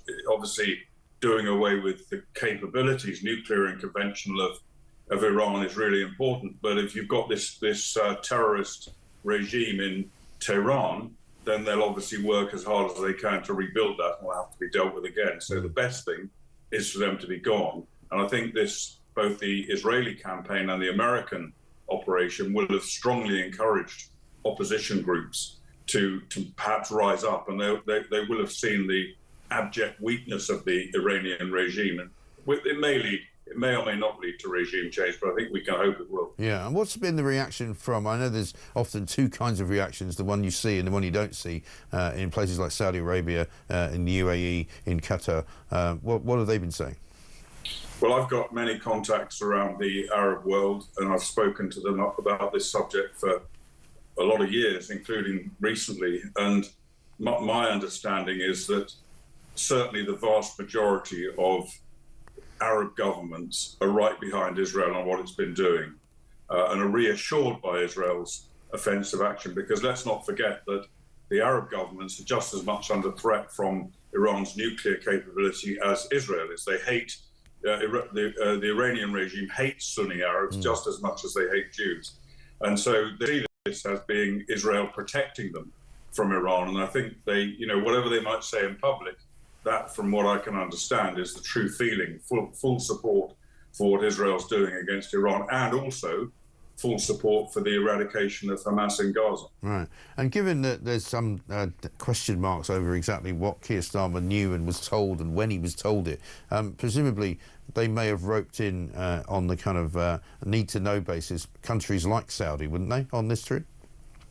I don't know how far in advance they would. I don't think they would inform Saudi Arabia or other countries in the region in advance. They would no doubt be in diplomatic communication with them as soon as it happened. Yeah. But I think to me it was pretty clear what was about to happen. I feel there was little doubt that President Trump was about to join in the offensive, and I'm sure most Arab countries who have very good diplomatic connections with the US and in some cases with Israel as well, either above board or under the table, would have been pretty clear with what's going on. I mean, I know Keir Starmer has said that the Americans gave him advance warning of what they're going to do. Maybe not. But what should have happened is that the Royal Air Force should have been assisting in some way in this strike. We are a member of the UN Security Council, permanent member. We have an obligation to under the Nuclear Non-Proliferation Treaty to prevent nuclear proliferation. America's our very close ally. We should have been right behind them on this. Right.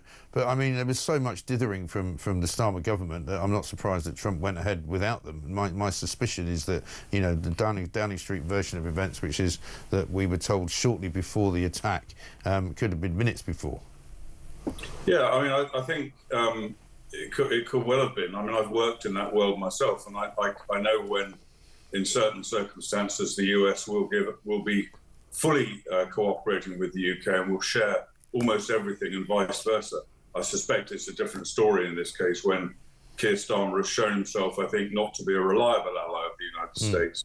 And I think it's very clear to me what the reason behind that is. I know that, you know, Starmer clearly wants to be alongside Trump, but I think he's more concerned about domestic politics. He's worried about people who are prowling the streets of Britain and, you know, Jew haters, anti-Israel mobs, pro-Khomeini mobs, and he's got his eye on the electorate rather than on, you know, the principles and on international strategy.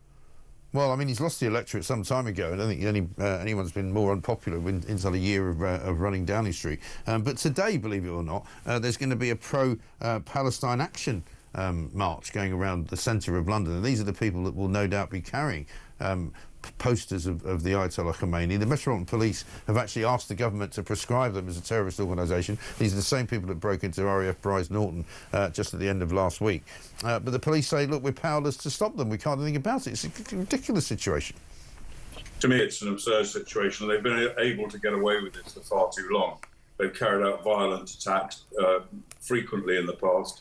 It's very clear what their agenda and their objective is. They should have been prescribed, I would say, years ago, never mind the planning to do it now. And they certainly should be prescribed now. And actually, it's slightly puzzling to me why there seems to be a need for a parliamentary vote on this. Yeah. Normally, terrorist groups are simply prescribed by the Home Office. Again, I think this points to Keir Starmer's fear of a significant element of his electorate, which supports the likes of Ayatollah Khomeini and his terrorist regime, supports anyone who is anti-Israel. Supports anyone who wants to attack Israel. Hamas supporters, Ayatollah Khomeini supporters, anyone who wants to attack Israel. These thugs on our streets and unfortunately, in some cases, strong supporters of Labour, I think, are hugely influential. Yes. No, because I mean, I asked the question this morning. You know, we know there are plenty of Iranians living in this country who are very much anti the Ayatollah Khomeini, anti the theocracy, anti the way that Iran is run, and would like to maybe return to Iran if there was a democracy and if there was a free vote. But I don't know who these people are carrying pictures of Khomeini around London, but I'd like to know who they are. Well, they're the usual suspects. They're the Palestinian Solidarity Campaign, they're Palestine Action. I was at a protest in London myself a few weeks ago. I was in a counter-protest against a pro-Hamas protest, and I spoke to many of the people on the streets who were pro-Hamas, and I asked them what they were doing there, and I said, "So why are you here? What are you protesting for? Why aren't you enjoying this Sunday at home?" "Oh, Jews. We hate Jews. We hate Israel. We river to the sea. What river? What sea? Don't know. But we're here. We're out here to protest against it." There are obviously some of the ringleaders who, understand what they're trying to do. They're trying to not only attack Israel, attack Jews, but they're trying to attack the British state. They oppose the British state. You'll see them burning Union flags sometimes. And many of them are actually kind of what you might call uni protesters. So they'll be out there protesting against anything, any cause they can find that's against the British way of life. Yeah, I know, it's absolutely shocking. Great to talk to you. Colonel Richard Kemp, former commander of British forces in Afghanistan, talking live to us from Israel there this morning, where things are relatively quiet at the moment. The Iranians seemingly only being able to fire one missile, which is in contrast to the couple of hundred they were sending in at the beginning of last week. So perhaps the Americans' bombing raid has actually had a bigger effect than they even could have possibly hoped. Let's get a voice note from Steve. Morning, Mike. This is Stephen Hartz. Do you remember when the Labour Party used to actually represent the working class? When they used to run campaigns such as coal, not dole, instead of destroying our industrial heartlands and destroying our energy industries and taking away thousands and thousands of working class jobs? When did the Labour Party cease to represent the working class and become this globalist liberal elite that represents everybody except us? Maybe there's where the problem lies. Have a great day, my friend. Steve, it's a good point. Thank you very much indeed. Starmer is a weak ally, says Michael, and I predict that the Trump state visit will be cancelled and he will impose tariffs on the UK once again. And Andy says from Mansfield, I'm guessing these people from Palestine Action who are going to march through London have got a day off work. Well, you'd like to think so. Let's hope they're not all on universal credit or something like that, or benefits, because they've got nothing better to do on a Monday. 7:37.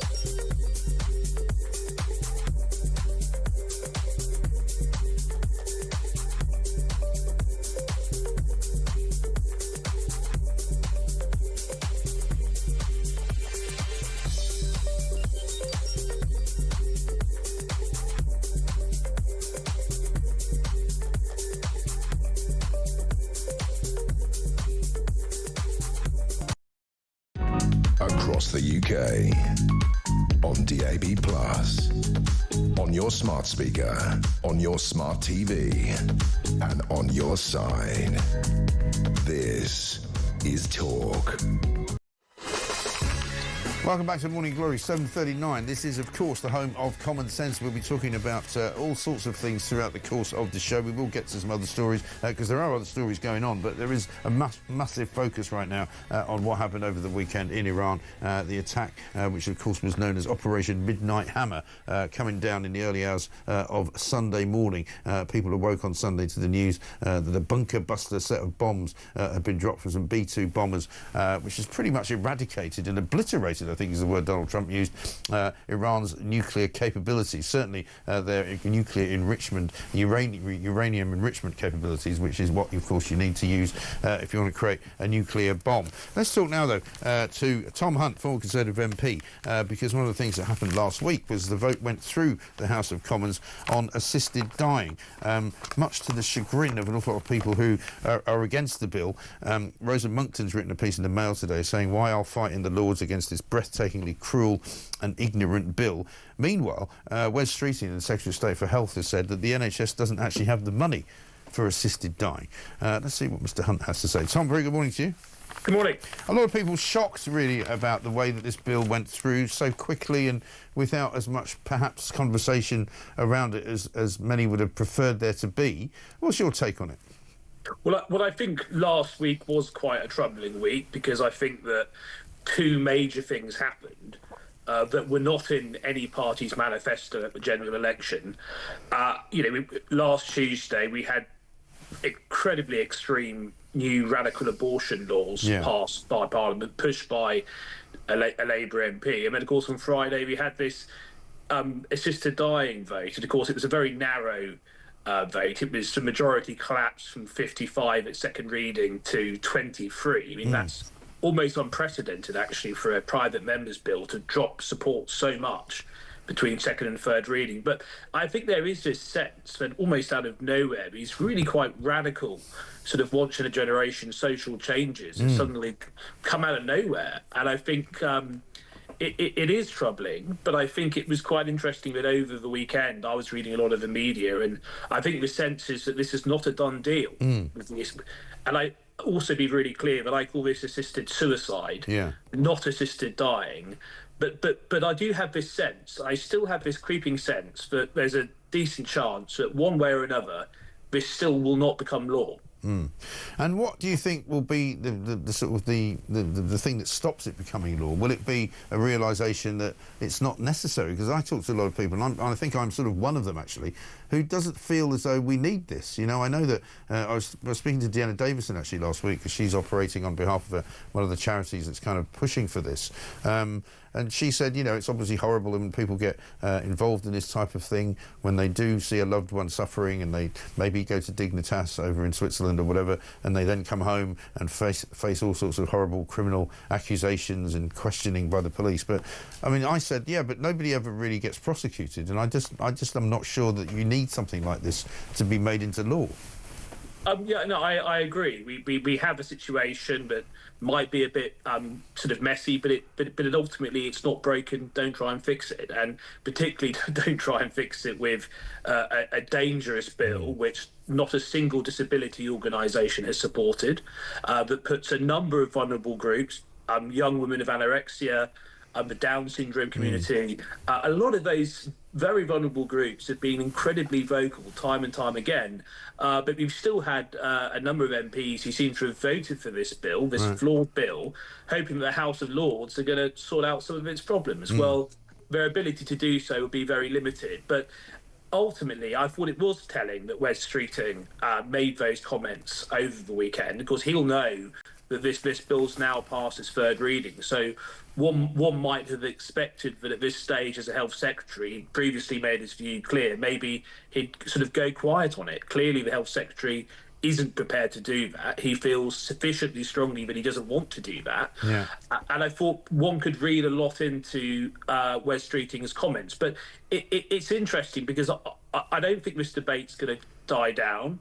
The momentum's all in one direction. And look, if you're going to pass, historically, if you pass these sort of major changes in our social, it usually has a strong majority in the House of Commons. It's not 23. Right. You know, over half of the majority from second reading to third reading has just disappeared.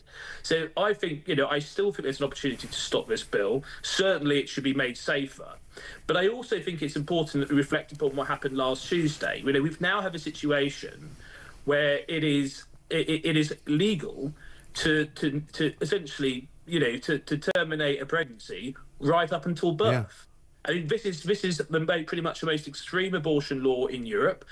Recent polling shows that only 3% of women actually support that kind of policy. Yeah. So look, I think a lot of the public will look at what happened last week, and they'll say, well, none of this was in any party's manifesto. It wasn't spoken about at the election. Is there a mandate for these kind of radical, drastic changes? And frankly, what's next? Well, quite. You do wonder, don't you? Because, as you say, neither of these two things particularly cropped up before the election. There was hardly any conversation about it at all. And over the weekend, I was seeing quite a bit of commentary on the sort of the uncomfortable nature of some of the arguments being made in favour of assisted dying, or assisted suicide, as you prefer to call it, particularly from some people who said, oh, well, think of the money we'll save on palliative care. And you're kind of going, well, that's a bit weird, isn't it? Well, I think it's a very troubling way to think, but it's become very clear as the debate's gone on that the people in the groups who are most nervous about this bill are the voiceless, those without a strong voice, those who are vulnerable, and frankly, they've made it repeatedly clear they want assistance, better assistance to live, not assistance to die. So I will continue to fight this bill. I think that, of course, I would have liked it to have been defeated last week, but I think it's very clear over the weekend media this debate isn't going away. And I still think it can be stopped. Yeah. Tom, good to talk to you. Just one other thing before I let you go, because you used to be very strong on the migrant hotel problem in this country. Piece of the Times today saying a record number of migrants are appealing against their rejected asylum claims, and their cases are taking over a year to be heard, prolonging their stays in hotels. So not only are there more people arriving constantly, but 50,000 plus, I think it's nearly 51,000, who have been refused asylum are now staying in hotels and will stay in hotels for probably more than a year while their appeal goes through. I have to say, Mike, that I almost avoid discussing this issue anymore because, frankly, I get so angry when I do. I know. I'm sorry, I didn't know last that. Week, and I just, frankly, I almost lost my cool. I'm incredibly... Because you know, I was talking about this like a broken record. Yeah. For 4 or 5 years, I've said the same thing probably 200, 300 times. Yeah. But the reality is, I'm pretty certain the situation is going to continue to get worse. The current government will not take any of the actions it will need to take to sort this sort of stuff out. And of course, and it is getting people out of hotels a solution. Well. Yeah. It just seems to be moving one problem to another area. We've had examples of illegal migrants being prioritising for sort of affordable housing over local residents. So, look, the only solution is a strong radical deterrent to get out of all the various human rights laws that are binding our hands when it comes to taking drastic action, get out of those, the ECHR, and then you can have a credible deterrent, which is sort of offshore processing, a Rwanda scheme which actually involves people going to Rwanda. Right. So look, until that happens, but look, do you think the Labour government are going to do any of that? I don't. Yes, so yes, you've got to keep on reporting it, but I have to say, I just get a little bit hot under the collar when I do discuss it, so I'm just trying to, Yeah, well, I'm sorry to have ruined your Monday morning. I didn't mean to do that to you, but thank you very much indeed. Tom Hunt there on assisted dying and a bit on the asylum seekers at the end, because, of course, how many of these people who have been failed in their attempts to get asylum in this country are possibly people who may do this country harm, who may be from Iran, who may be supporters of the Khomeini regime, who may think that now that the Iranian regime has called for kind of jihad, effectively, against the Western world, how many of those people are here going through an appeal process to try and get asylum in this country? Incredible, isn't it? Lorraine says, Palestine action. We must be the only country in the world to allow this protest march to take place in London today, despite their acts of terrorism towards the UK at Bryce Norton. Coco the Clown, our Prime Minister, has made us a laughing stock. Serena says, are there any redeeming features for Starmer? I'm struggling here. Let's find out from Joey. Hi, Mike. It's clear that the British public are not behind Keir Starmer or the Labour Party. They're going in a completely different direction to what the country wants. We really need a general election.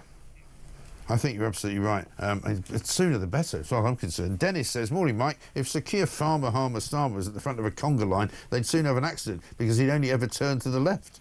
Great show. We'll surely do a couple of U-turns as well which might actually be a bit of a problem. And Vinny says, I wonder if Starmer will turn up for Prime Minister's questions this week, or will he be on another plane to save any embarrassing questions, having to answer them? Well, you do have to wonder about that, don't you? Coming up, we're going to talk to Dr. Dean Eggett. He's our favourite GP, CEO of Doncaster Local Medical Committee, of course, because today is the day that the NHS admitted that they've been sending patients abroad because waiting lists are so high. This is despite what Prime Minister Keir Starmer said last week, that his greatest achievement since he's been in office has been to get 3 million NHS appointments. Nobody believes that either. Also, today's the day, if you can go down there, if you can get down there to your local GP, you can sign up for some fat jabs. We'll find out from Dr. Dean what's going on. This is Talk.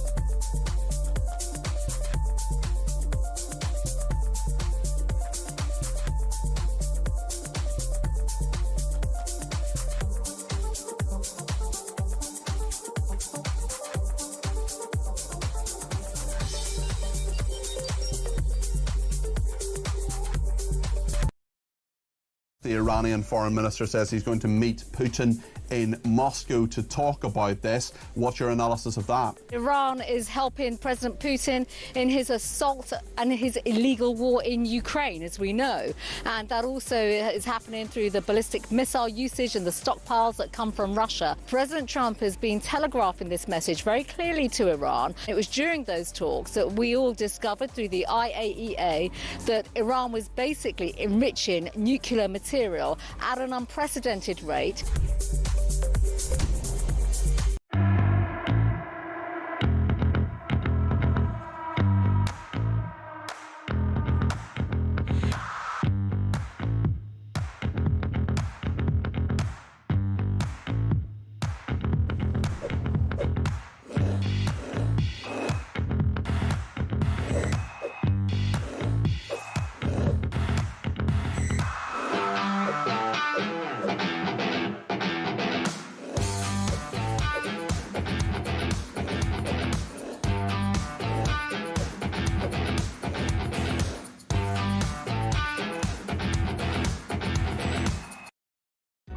Across the UK, on DAB+, on your smart speaker, on your smart TV, and on your side.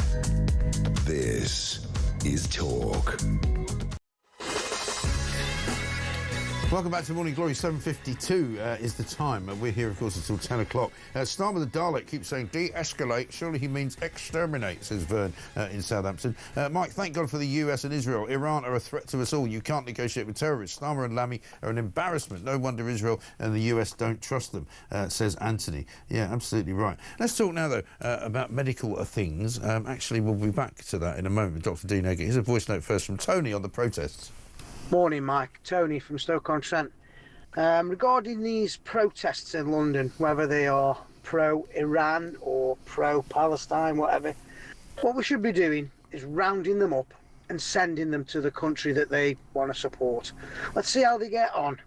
Let's see how they get on in Palestine, and let's see how they get on in Iran. Well, we don't want them over here. Just get rid of them. And as for Keir Starmer, that guy, all my life, he couldn't run a bath. Never mind the country.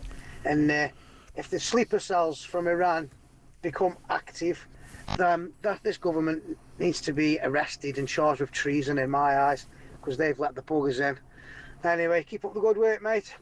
Absolutely right. And how about this from John? He says, how about releasing the remaining hostages since October the 7th? Nothing from the United Nations or most of the wet West. Well, that's true. I think 3 bodies were released over the weekend, 3 men who had been killed by Hamas, and they let them go. But, I mean, everybody are getting very worked up about Iran and getting very worked up about Israel. No mention whatsoever of whether or not there actually should be an absolute and utter insistence that the hostages are released. Let's talk though now, Dr. Dean Eggett, GP and CEO of Doncaster's local medical committee. Lots to talk about this morning, Dean. Very good morning to you. Good morning, Mike. It's been busy, hasn't it? It has been, yeah. I mean, we had Keir Starmer last week saying his greatest achievement in office so far has been getting 3 million NHS appointments. You may have had quite a lot of those in your own surgery, but an awful lot of people saying to me, yeah, we've had loads of appointments, we just haven't seen anyone. They keep making appointments and cancelling them. And I know at least 5 times the number of people who get in touch with me is usually what is the real picture. And so many people say to me, oh, yeah, we've had 5 different appointments for some procedure or other. We still haven't had the procedure. Yeah, the waiting lists are crazy as usual. I think there's around 7 million patients waiting on the NHS at the moment, or around 6 million, but 7 million interactions that are needed. So some people have several things that need to be done. And we're being bombarded with these text messages and letters saying, do you still need your appointment? Do you really need it? And if you don't reply, then you're removed from the waiting list. So there's some inventive accounting going on to try and bring these waiting lists down, including using hospitals and clinics outside of the UK. Well, this was the thing we discovered at the weekend. The number of people having procedures overseas has jumped by 42% in just 2 years. Places like Poland, Lithuania, the Czech Republic, routine operations, hip replacements, cataracts, some even complex cancer surgery, apparently. That's right, and we've spoken about this on this programme before, where if you are waiting for quite a long time on the NHS, you can apply to have your routine procedure carried out abroad. And there's around 31 countries where this is available. So if you've been waiting 18 weeks or longer, you can actually contact your local NHS and say, well, actually, do you mind if I travel and get it done quicker? Right. So if you get told you can go and have your hip replacement done in Poland, does the NHS stump up the airfare as well? Do you have to pay that? No, not quite. The NHS won't stump up the airfare, but they will pay for the treatment costs whilst you're abroad. So I think a lot of people might be tagging it on to a pleasant trip around their treatment. And why not? You know, if you're ill, it's quite nice to be in pleasant surroundings. Well, that's true, I suppose so. Let's also talk this morning about the fat jab, because I was reading today in one of the papers that today's the day that NHS GPs can now give the fat jab out. Does that mean you're going to have a big surge of new claimants this morning sitting in the waiting room?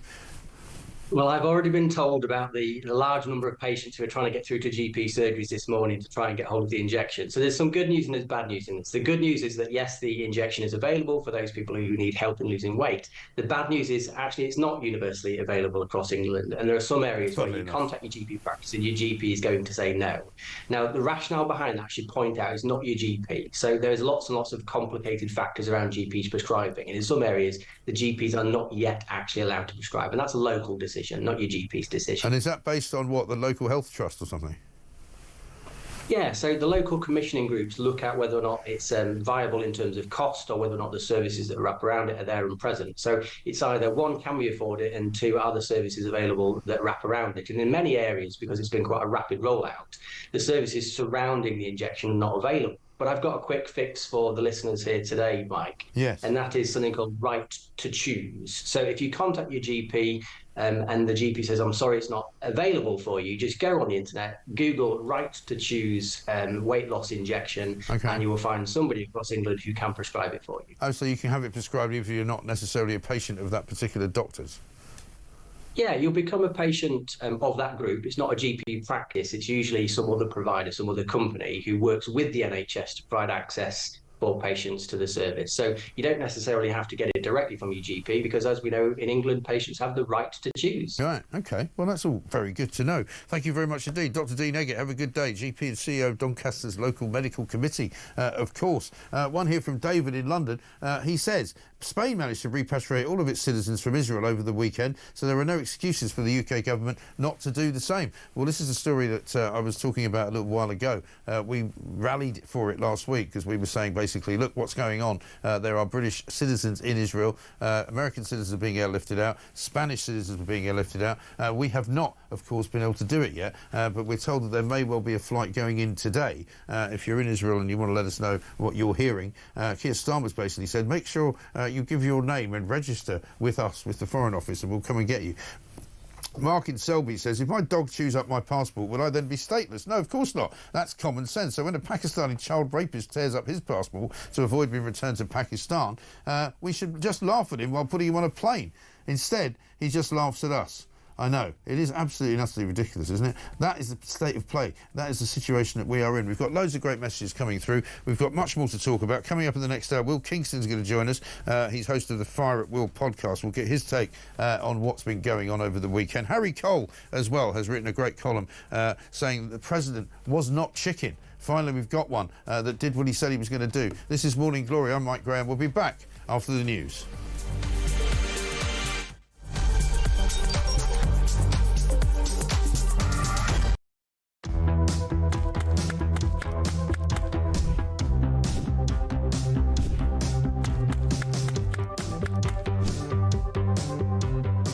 Is it transphobic to say only women have a cervix? Well, it is something that shouldn't be said. It is not right. A woman is an adult female, and the court has made that absolutely clear. I actually welcome the judgment because I think it gives real clarity. It allows those that have got to draw up guidance to be really clear about what that guidance should say.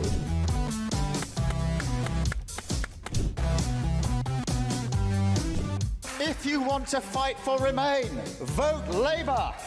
Now, there are some who say we don't need Brexit to work. We need to reverse it. I couldn't disagree more.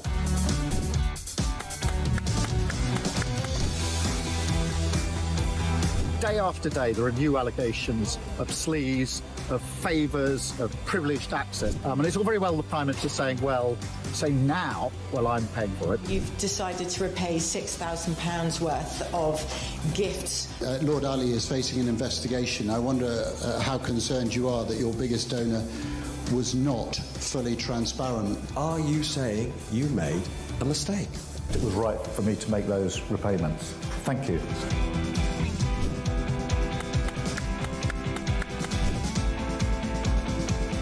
Of course, I wouldn't want Donald Trump round for dinner, but don't underestimate the danger to the world if Trump is re-elected this time around. I'm anti-Trump. I would like to send my warmest congratulations to President Trump on his inauguration as the 47th President of the United States.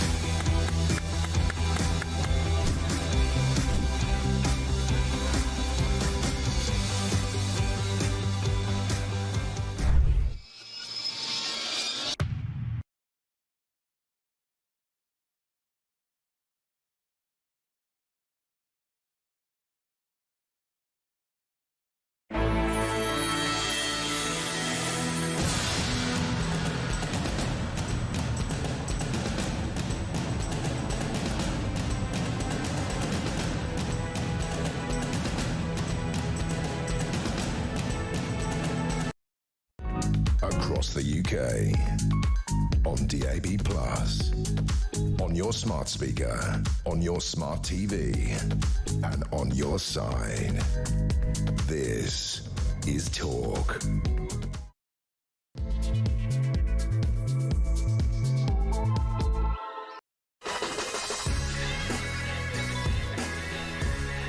Welcome back to Morning Glory. I'm Mike Graham. This, of course, is the home of common sense, and we are here all the way through until 10 o'clock. We've been going for 2 hours already. We've been talking very, very much about the big paper headlines this morning. The Sun with "Stick it up your bunker. US hits Iran nukes in Midnight Hammer." That was, of course, Operation Midnight Hammer that took place into the early hours of Sunday morning. The US, of course, saying that they have all but obliterated Iran's capabilities for making a nuclear bomb. According to Donald Trump, huge surface craters are are all that remains of Iran's obliterated underground nukes program after those daring US strikes. And of course, as of today, so far, despite threats to retaliate, the Iranians haven't really done too much. They sent one missile into Israel, which tells you how much they've been weakened, really, by what's been going on.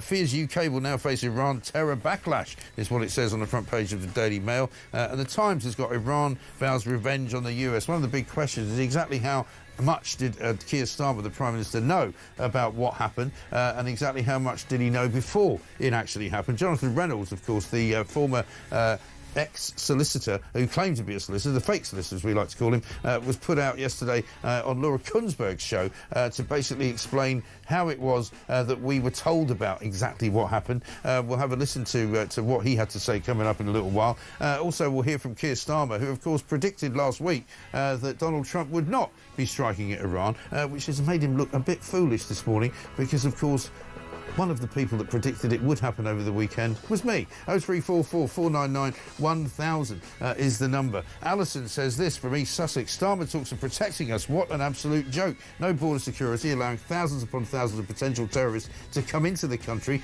which we then pay to look after. We have no energy security because of mad net zero, no food security with an attack on farmers. He and his government and the judicial system are the biggest threat to the British people. Absolutely terrifying. Hard to disagree with that. Will Kingston's here, political commentator and host of the Fire at Will podcast. Harry Cole, editor-at-large of The Sun, will join us as well.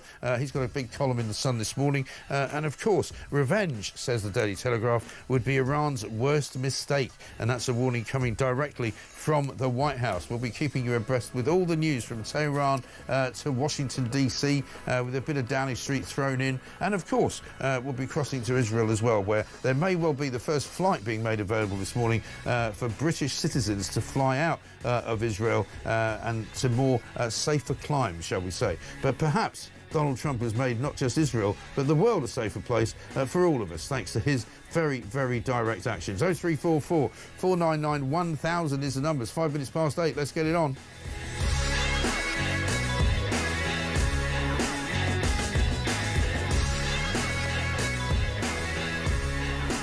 I think we should probably kick off the events of this hour with Donald Trump, shouldn't we? Here's Donald Trump announcing the attack, Operation, as it was called, Midnight Hammer. Have a look.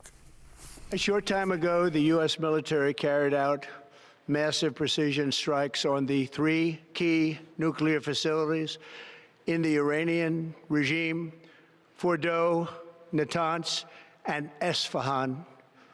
Everybody heard those names for years as they built this horribly destructive enterprise. Our objective was the destruction of Iran's nuclear enrichment capacity and a stop to the nuclear threat posed by the world's #1 state sponsor of terror. Tonight, I can report to the world that the strikes were a spectacular military success.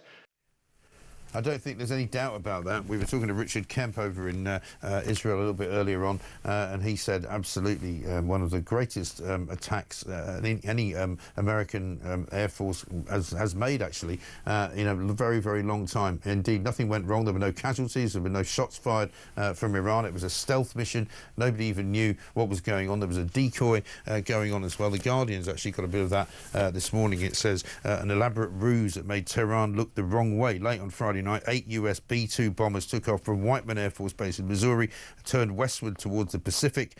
Amateur flight trackers plotted their progress on social media as the black flying wing warplanes joined up mid-air with refueling tankers and checked in with air traffic controllers that they reached the open ocean. They thought, everybody did, that they were going to Guam, which triggered speculation that Donald Trump was actually arranging to put these particular aircraft in place. But it was all a ruse, because that's not what happened at all. The real bombers came from somewhere else. This is how it all worked out. Will Kingston's here, political commentator and host of the Fire at Will podcast. Will, very good morning to you. Mike, I love the smell of napalm in the morning.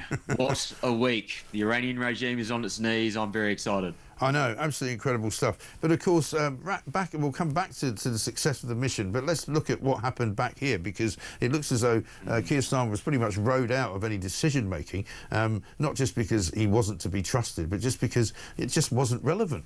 And I think the most ridiculous aspect of what we saw over the weekend, and Martin Hove points this out, he says, we are potentially on the brink of World War III, and this government wheels out someone who pretended to be a solicitor for the media round. We are a laughingstock. And this, of course, is Jonathan Reynolds, who is the business secretary, who once claimed he was a solicitor, but he wasn't. We call him the fake solicitor. Here he is being asked by Laura Kunsberg on whether we were even told about it.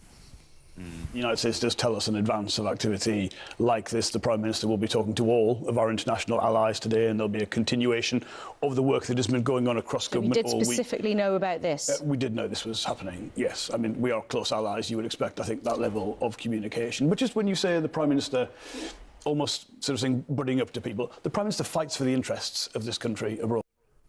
Yeah, he moves off that, doesn't he, rather quickly. I mean, I would have preferred to see Laura Kunsberg pressing him on exactly when did you know? And the Downing Street kind of answer to the question over the weekend was we were told shortly before the attack was made. Now, that could be a minute before, a couple of minutes before. Colonel Richard Kemp said, in his estimation, normally people get told, even if they're trusted allies, sort of as it begins. Yeah, well, why would Trump tell Starmer? He knows that in Starmer's heart of hearts, he is not supporting this mission. But the bigger thing here, Mike, is that everything that Starmer does with respect to foreign affairs is not really based on conviction. It's not even based on foreign affairs. It's based off trying to appease this bizarre coalition between liberal elites in the United Kingdom and 3.9 million Islamic voters that he is trying to appease. Yeah. That's the uncomfortable truth. And really, foreign policy in the United Kingdom is currently dictated by that fact. And until we actually get to a point where we have a leader that actually does the right thing by the United Kingdom, as opposed to trying to pull together this bizarre multicultural coalition, we're going to keep being a laggard in world affairs. It's as simple as that. Yeah, and of course, you know, a big question now is what happens next. You know, a lot of the papers this morning saying Iran is vowing revenge, but what exactly could Iran do? And I think a lot of people are more worried about perhaps the terrorist side of things rather than their military side, because it looks as though so far overnight anyway, and in the past 24 hours, they've only fired one missile at Israel, which is a big change from what they were doing at the start of last week. And now more concerning, I suppose, is what the Daily Mail says this morning, which is that, you know, there is now a fear that we could be a target for all sorts of terror activities in this country, because, of course, we don't even know how many dangerous people are here who might be in support of this Iranian regime. Yeah, I'm not worried about the Iranian regime, Mike. They don't have a military. They are a paper tiger. That's not the issue. The issue is that this country over the last 20 years has imported hundreds of thousands of people that despise the history and the values of the United Kingdom. There are hundreds of thousands of people in this country that put their country of origin in the Middle East or Islamism above and beyond being a resident or a citizen of the United Kingdom. So I think it is a legitimate fear that we will see an outburst of sectarian violence in this country. And I really, really hope that it is something that we can keep under control. But sadly, as a result of the multicultural policy over the last 20 to 30 years, plus mass migration, this is a very dangerous situation at the moment. Yeah, I mean, I think the problem is that we just don't know. You know, there's a Palestine Action protest going on today. This is the same group of people who broke into RAF Bryce Norton last week and daubed paint on some British warplanes, effectively, some British military planes, certainly, if they're not warplanes, and weren't even arrested before they left. They were able to come in, get on an electric scooter, go up to the planes, throw paint all over them, get back on the scooter, leave the base, right? And we still don't really know why it was so easy for them to get in there. We're told there might have been another incident at RAF Mildenhall. We're currently checking that out. But there's going to be a pro-Palestine march organised by Palestine Action, who are the same people that did this, right? And even the police are saying this is an extremist organisation. They're supposed to be going to be subscribed as a terrorist organisation, but because the government haven't done it yet, there's nothing they can do to stop them marching around London, parading pictures of the Ayatollah Khomeini. I wasn't aware that the government hadn't done it yet. I thought they had. Well, according to the Metropolitan Police last night, there's still nothing, that still hasn't actually happened. Unbelievable. According to Jonathan Reynolds yesterday, said there was a process that they were going through, but it's not actually happened yet. Unbelievable. Yeah, I'm sure that process will still be going in 3, 6 I mean, if they've got any time. sense, they'll do it this morning and they'll say, right, I'll tell you what, by 10 o'clock, this is what we're doing, and the march is now banned. That's what he should do. This is an immediate threat. Like, what is, you saw during the Southport riots that the government, that the police forces could move quickly when they wanted to. I don't want to get into conspiracy theories, Mike, but at the same time, it does look very suspicious when they seem to be dragging their heels on this, but at the same time, they moved incredibly quickly when it was apparently the so-called, inverted commas, far right last year. Yeah. That is a double standard. It's another example of this two-tier society, which unfortunately we're living in. Yeah, exactly right. Let's have a look at old Starmer from last week, because I can't stop watching this. This is Keir Starmer being asked by Beth Rigby from Sky News whether he thought that an attack on Iran was imminent. It sounds like an American attack could be imminent. Do you know what's going on? Well, I don't think you should read into that an American attack is imminent. He's calling the Security Council together. We had a 2-hour discussion with the President last night on the Middle East, on this very issue, and as a result of that, the G7 statement came out very clear about the risk of the nuclear programme in Iran, Israel's right to self-defence, and the need to de-escalate across the region, including in Gaza. So you don't think an attack is in his mind, or US joining Israel? You don't think that's in his the wording mind? of the G7 statement, I think, speaks for itself, and I sat next to the President for that 2-hour discussion as we were working through not just the issues but the statement itself. So you're not worried about escalation? I'm clear that we need to de-escalate. But are you worried about escalation? Of course I'm worried about escalation, which is why my focus is on de-escalation. I'm worried about escalation in the region. Is it safe to have a look yet? What's he doing? This is a guy. I mean, I said, in the middle of last week, I said, look, I reckon he'll do something at the weekend. I said that about Donald Trump, not because, I've got a crystal ball, but because all the signs were right. Dan Hodges, who's coming on a little bit later on in the show, said pretty much everyone in the world could tell that something was about to happen, apart from the Prime Minister of Great Britain. Yeah, well, I think he probably knew. The interesting thing is all of these centre-left or left-wing leaders, these weak leaders around the world, have the exact same speech. I was watching Anthony Albanese, the Prime Minister of Australia, who was delivering his update to Australia, and he delivered the exact same thing. It was, well, we're concerned, we want to de-escalate, as if, the Ayatollah Khomeini is listening to the Prime Minister of Australia or the UK at the moment. I really wish we just had leaders that had a bit of backbone. I was listening to Georgia Maloney on the other side of the coin yesterday, and she said, what would be the best result for the world, and it would be regime change in Iran.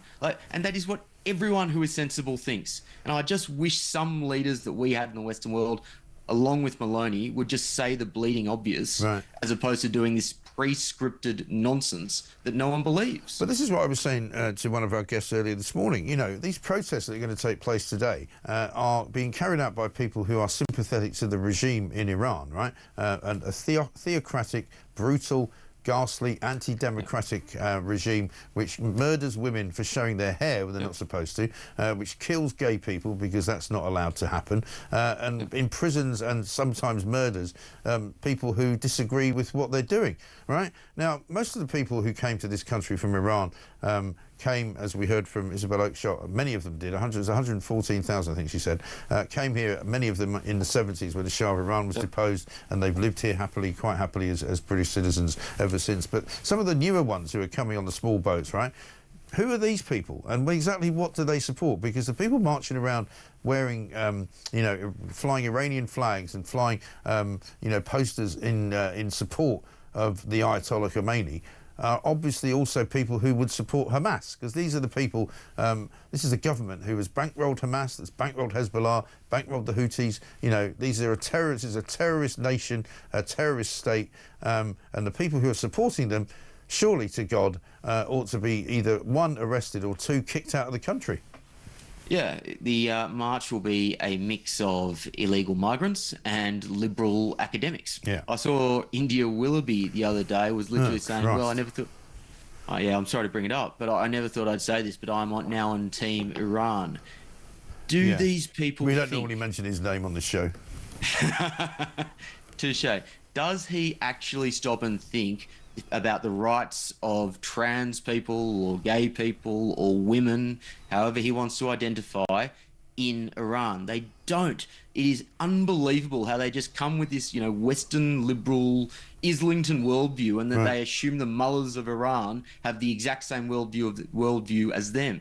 It is unbelievable, and that is why you're going to see the most bizarre protest in the streets of London between, frankly, overindulged, middle-class Islington, teenagers and illegal migrants. That is the bizarre coalition of the left that you are seeing across the world today. But the problem, of course, not only for the police, but also for the rest of us in this country, is that if these people are genuinely terrorists, if they genuinely, many of them may have come here from Iran, if they are genuinely supporters of this regime, which has basically threatened this country with war, then they need to be found, they need to be singled out, and they need to be detained, if not deported, surely to God.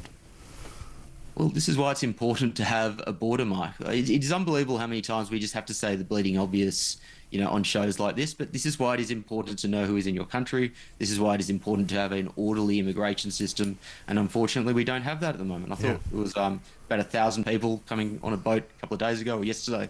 It's really sad. It is really depressing. But unfortunately, this government doesn't seem to want to get to grips with it. Right. Let's have a little look now at Keir Starmer. This is him from yesterday, I understand, talking to people about Donald Trump not doing what he said he would do.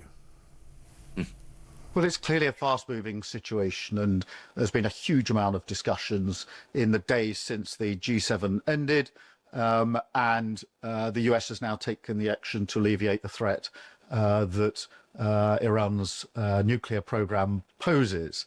My position throughout has been as a calling for de-escalation, to get people around the table to negotiate a better outcome diplomatically. And I've been talking to international leaders in recent days, but particularly intensely this morning. We'll continue to do so during the course of today. Sorry, I was just sort of glazed over when he started talking. I don't even register any of those words at all. I'm not sure what he meant. Mike, can I turn the interview around on you, because this is something I've been thinking about a lot and I can't get to an answer on. He said nothing there. There was no position for or against. Do you think Starmer actually has any sort of belief on this issue and he is hiding it because he's afraid of electoral or domestic implications? Yeah. Or do you think this man genuinely doesn't have any ideology or any conviction on this matter whatsoever? I think he has a worry about what the reaction is to everything that he says. Because, far from clearing the anti-Semites out of his Labour Party, which he claimed to have done before the election, he hasn't done that.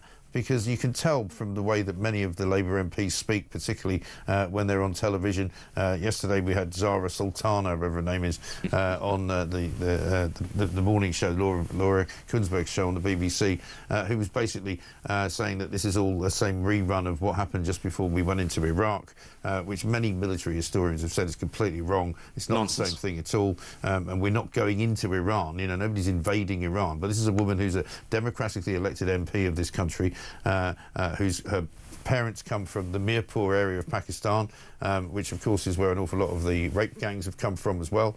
She has a world view that Muslims are right and Israel's wrong, and basically she's in the Labour Party, and she may not be a very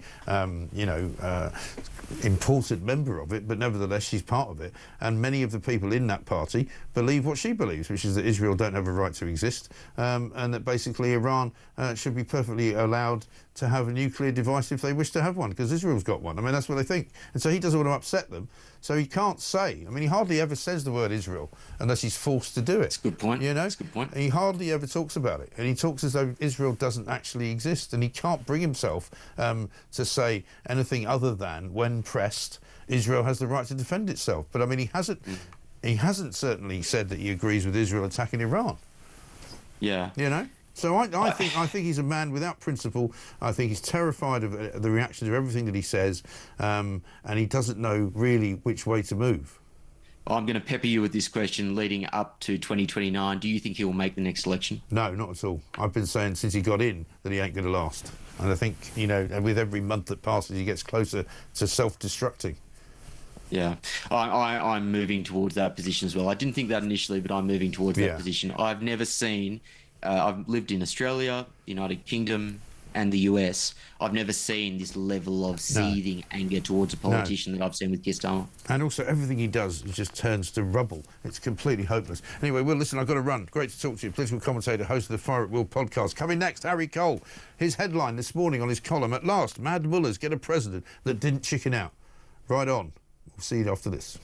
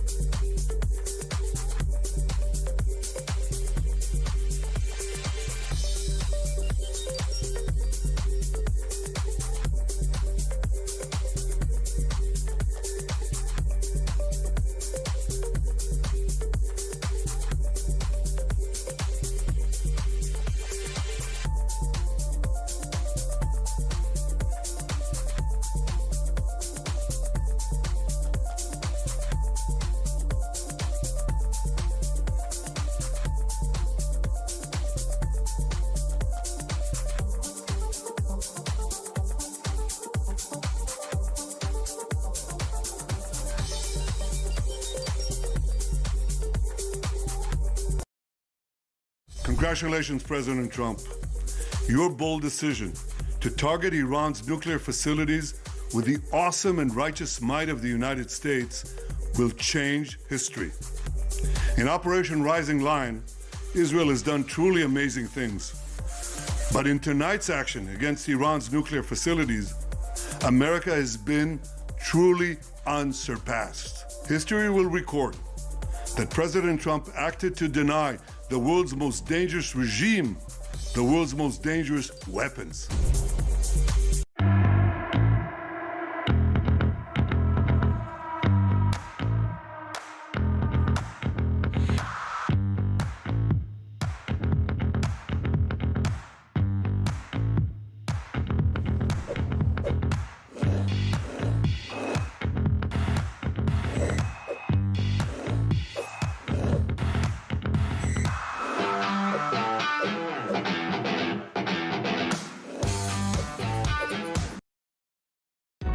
Across the UK, on DAB+, on your smart speaker, on your smart TV, and on your side. This is Talk. Welcome back to Morning Glory. It's 8:26. I'm Mike Graham with you all the way through, of course, until 10 o'clock. Julie Hartwell will be along then. Let's talk to Harry Cole, editor-at-large for The Sun. His column this morning. At last, mad mullahs get a president that didn't chicken out. And, of course, Taco was the nickname, wasn't it? Trump always chickens out. Well, he didn't on Saturday night, did he? Great column. Harry, very good morning to you. Morning, Mike. How are we doing? Yeah, very well indeed. I think we all woke up on Saturday morning thinking, crikey. I mean, I said last week, I'm pretty sure it's going to happen this weekend. You know, a lot of people thought that something was up. The only person who seemed not to know that anything was going on was Keir Starmer. What's going on with him? Well, a bit of a misstep there, is it? Yes, coming out and saying on TV he doesn't think that Donald Trump would bomb Iran, even if that's what he actually thought, was a spectacularly unhelpful thing to say. Yeah. Right at the time that Donald Trump was giving the Iranians one last chance to come to the table. Right. He didn't. He set a 60-day deadline, well, about 65 days ago now, to get real negotiations or face the consequences. Yeah.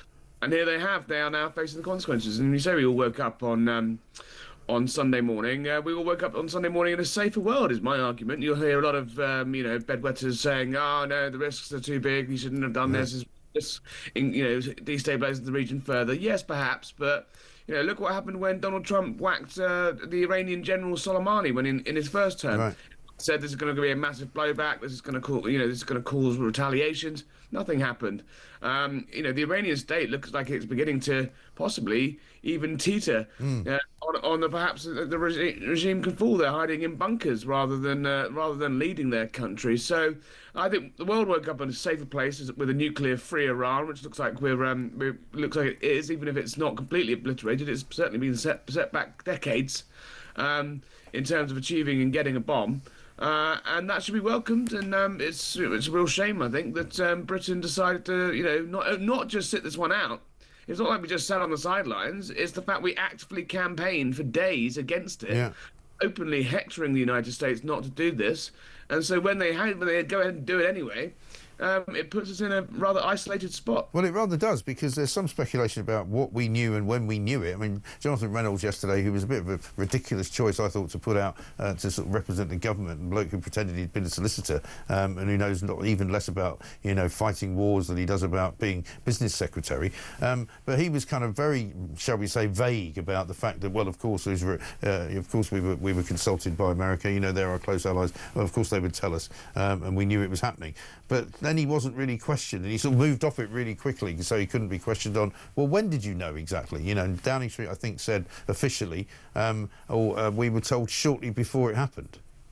Yeah, I mean, shortly before it happened, presumably means an hour's courtesy call, saying, look... You think that long? Look, I mean, they haven't got into the specifics of it, but, if we'd been involved in this properly, if we'd been offered our services, as we should have done, not least the fact that they 40-hour round trip, these bombers, flying tens of thousands of miles with 2 crews.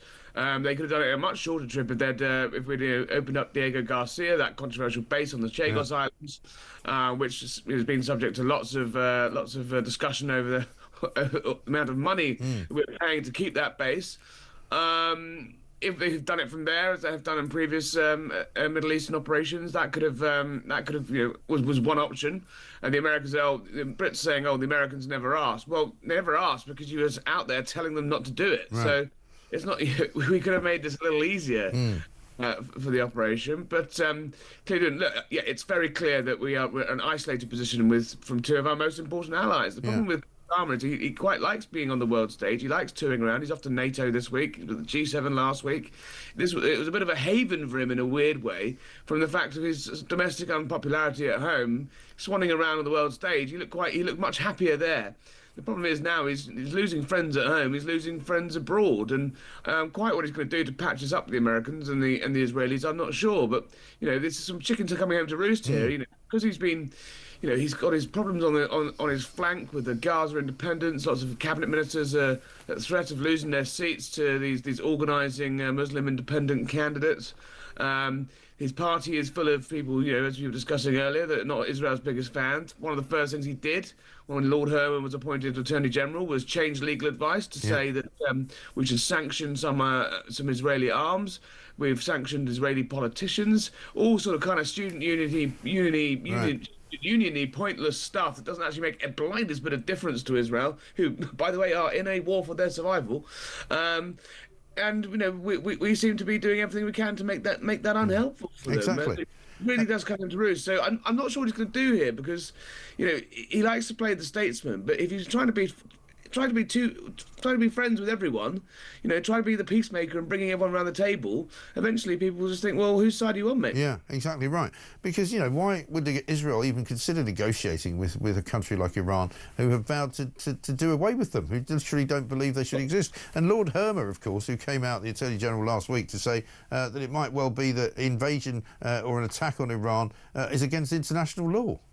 Well, the point, the Attorney General, the guy, is brought in to be the government's legal advisor. But the way these things normally happen is the government decide what they want to do as politicians, and they're given legal advice, or the legal case for it is made by the Attorney General. It seems to me the Attorney General is setting the terms, saying what's illegal and what's not, what can and cannot be done, and then policy is being shaped around it. It's the wrong way around. This guy is extraordinarily powerful. He's let it be known that his legal advice says this. This stuff's normally done in secret, but lo and behold, there it was in black and white. It was almost as soon as he'd said it. So interesting. Once again, all roads sort of lead to Lord Hermer, and as we've discussed before, I do wonder how long that guy can be in the job. I mean, former prime ministers from Boris Johnson through to David Cameron have always found a sort of overreactive and over politicised Attorney General something of a bit of a concern. I remember thinking back to when Dominic Grieve, back in the early, I think it was about 2011-12, was suggesting that David Cameron had to give votes to prisoners. So that's what the ECHR said, and David Cameron said, frankly, no. It was one of the last times we actually stood up to the ECHR and said, no, thank you. And then, obviously, lo and behold, managed to find himself a new Attorney General. Similar things happened with Boris Johnson after Theresa May, when, sort of caught in all those Brexit wars. Suella Braverman was created Attorney General, was one of her first big jobs in government. So that was, and she was obviously a little bit more pro-Brexit and managed to, lo and behold, find a legal way of leaving the EU. So I do wonder how long a Prime Minister will put up being dictated to in terms by a lawyer, except for Keir Starmer, who obviously is one of them. He is a lawyer rather than a leader at times, and maybe he's more comfortable having one of his old human rights buddies around. He is, but I mean the other pressure he's going to face massively in the coming weeks and months is obviously from the internal warnings about terror-related incidents and terror-related offences in this country. Palestine Action claiming responsibility for that event at RAF Bryce Norton last week. They've actually got a march going on today in Westminster. The police are saying, we'd like to ban it, but we can't because the government won't prescribe the organisation yet as a terrorist organisation. They say they're going to do it, but they're not doing it. People walking around with Hamas flags and Iranian flags and pictures of the Ayatollah Khomeini. Who exactly are they backing here? Well, actually, I mean, look, the speed at these things happen, it's always a snail's pace. It always seems to be good intentions of banning these clowns suddenly gets again snared up in all sorts of legality. I do wonder whether whether actually might be more helpful to be able to see these guys on the streets today. Actually, really see the colour of their money. Let's see whose side they're on. Quite useful for the public to see that these aren't like nice little hippie protesters who are doing little stunts, and actually some pretty vile characters, I suspect, will be on display. Yeah, absolutely right. And also, with the news that yet another 1,000 people came in 48 hours on the small boats, some of them might be Iranian sympathisers, some of them might be regime sympathisers. We just don't know, and that is a massive problem for Starmer. The internal numbers here of people who have come from foreign parts, many of them from Iran, we don't know who they are. We don't know what they think. Yes, 2,000 men arrived in a couple of weeks. Statistically speaking, one of them's going to be a wrong and right. Well, you would think, yeah. And they're not being detained. They're not being screened properly. They throw their documents and passports in the sea, and who knows where they come from. And that's a problem because they go into their hotels, they get their 30 quid or whatever it is, allowance, but loads of them just abscond. They just disappear, and then into the system. We have no idea where they're going. It's if we're going to continue to apparently we're on a war footing as a country when we're at heightened risk, and yet we've got an armada arriving every day of potential militants, and it's the mind boggles. And obviously we've all been enjoying the sunshine, but it seems the government are pretty powerless on a sunny day. So it's the only invasion I can think of this country where we've actively helped them onto the beaches. I know. We won't fight them on the beaches, I guess would be the new slogan. We'll lay down the red carpet. Yeah, unbelievable stuff. Fantastic. We love the piece about Lewis Goodall as well. Always welcome. Give him a kicking. Thank you very much indeed, Harry Cole, editor-at-large at The Sun there. Talking about Lewis Gooding, that bloke Lewis Goodall, I should say, used to work for the Labour government, he now works for another radio station. Apparently said the Iranian dictatorship has the right to build the bomb because Israel has one, and those nice men in Tehran are actually the ones obeying all the international nuclear rules. Yeah, except they're not. Let's have a look at what they're saying on the Sun letters page today.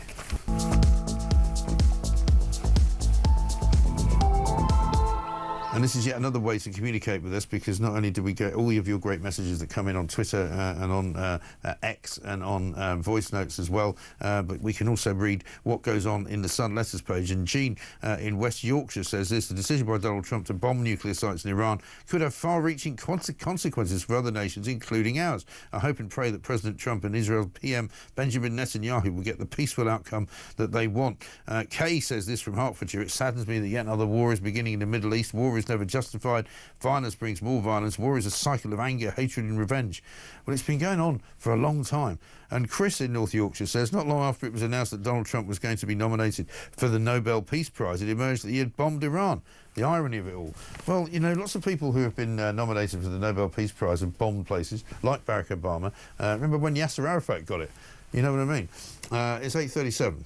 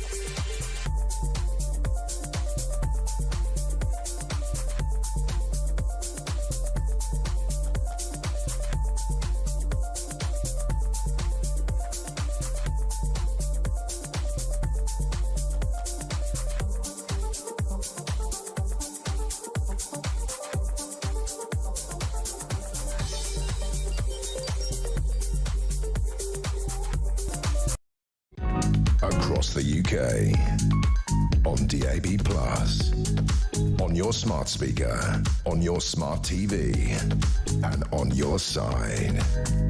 This is Talk. Welcome back to Morning Glory. I'm Mike Graham with you all the way through until 10 o'clock. Of course, Julie Hartley-Prue will be along then. Just getting a bit of breaking news here that Yvette Cooper is expected to announce the proscription of Palestine Action as a terror group in a written ministerial statement today. I don't know when it's going to be, though, because they're planning on marching around Westminster at midday, so she better get on with it. But maybe it's going to happen this morning because they've got massive amounts of pressure on them now, this Labour government, because they have to show which side they're on. If you let people march around the streets waving banners of Ayatollah Khomeini, the man who wants to rid the world of Israel, and people wearing sort of Hamas stickers everywhere, it's not going to work well for you, I'm afraid. Let's talk now, though, to Stephen Wolfe, Director at the Centre for Migration and Economic Prosperity. Voice note quickly first from John. Morning, Mike. John in Glasgow. I don't understand how this pro-Palestinian mob, the latest one to spring up, can break into an airbase, cause £20 million worth of damage to aeroplanes that are there to defend our country, and yet they are not treated as terrorists or that as a terrorist act. All whilst the same people are allowed to roam about the streets of London and elsewhere, despite the fact that the Met Commissioner wants them classed as a terrorist group. When did this government ever switch on to anything when it happens? When do they ever think that they need to do the right thing?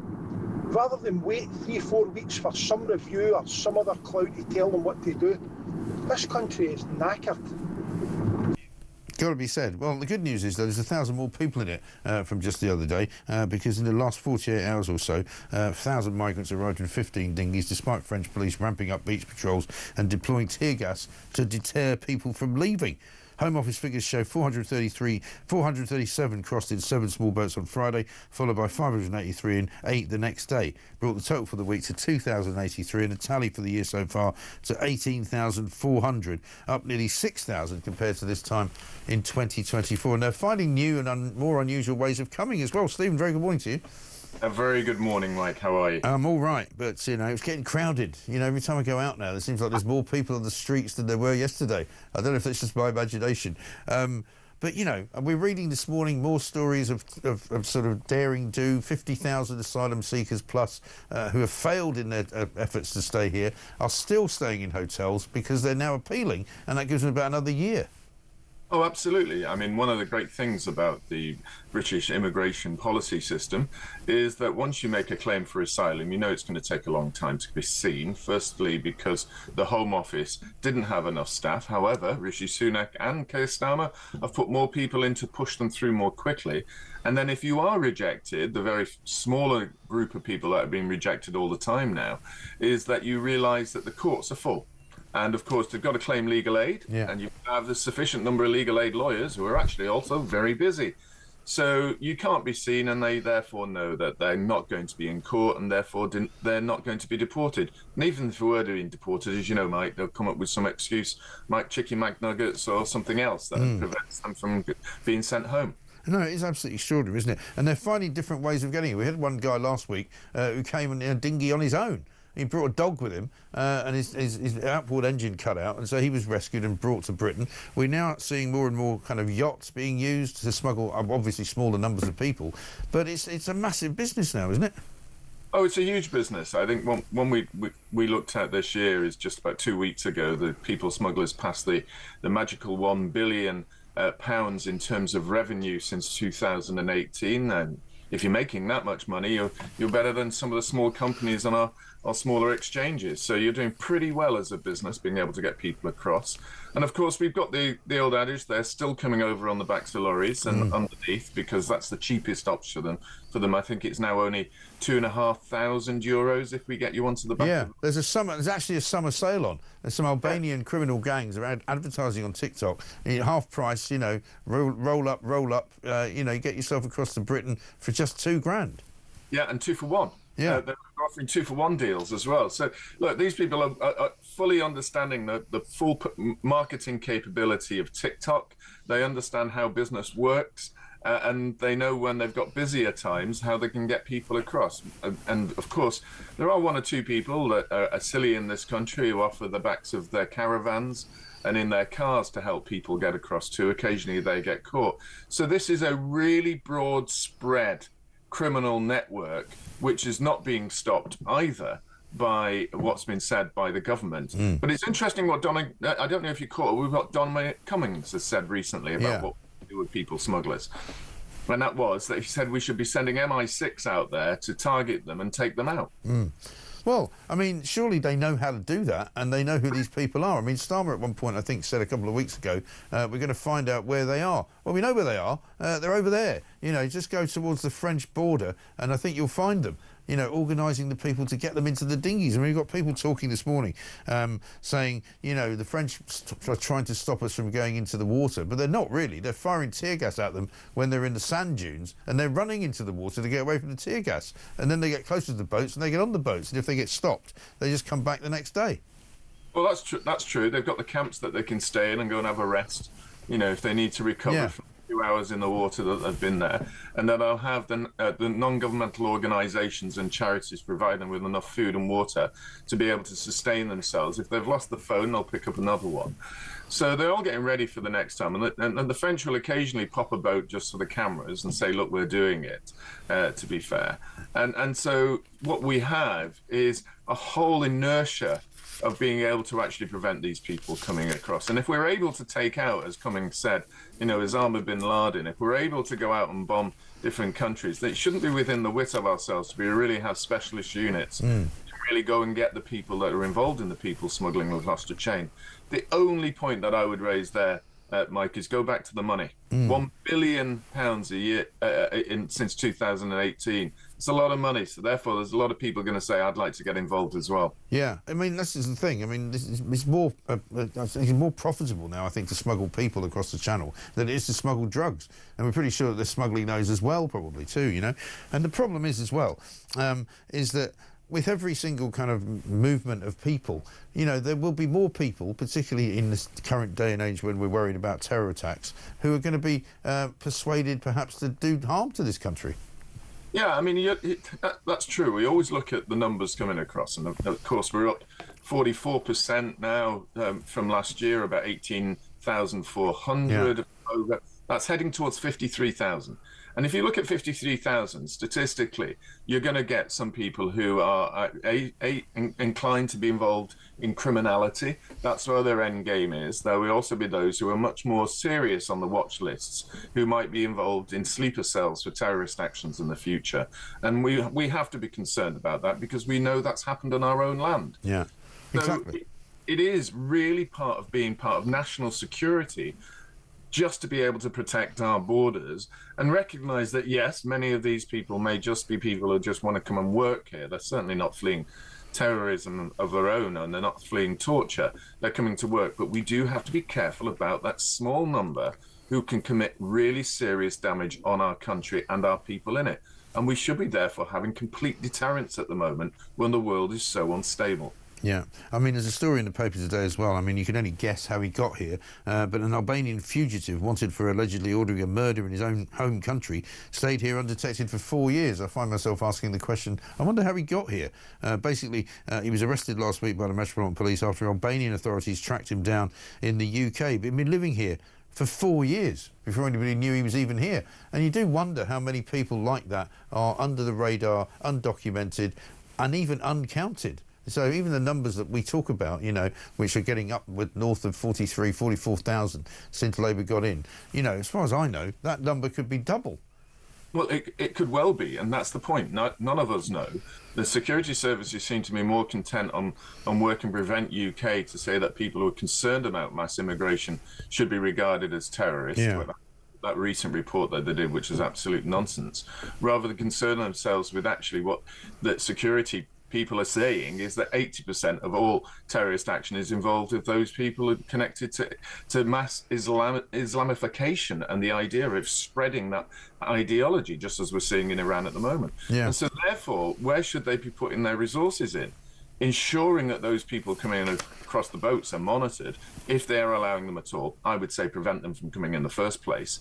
And then ensuring that we're safe from those terrorists. But how can they do so when they don't know how many people are actually here? Exactly, and where the ones are who might be doing bad things, where they're actually being holed up.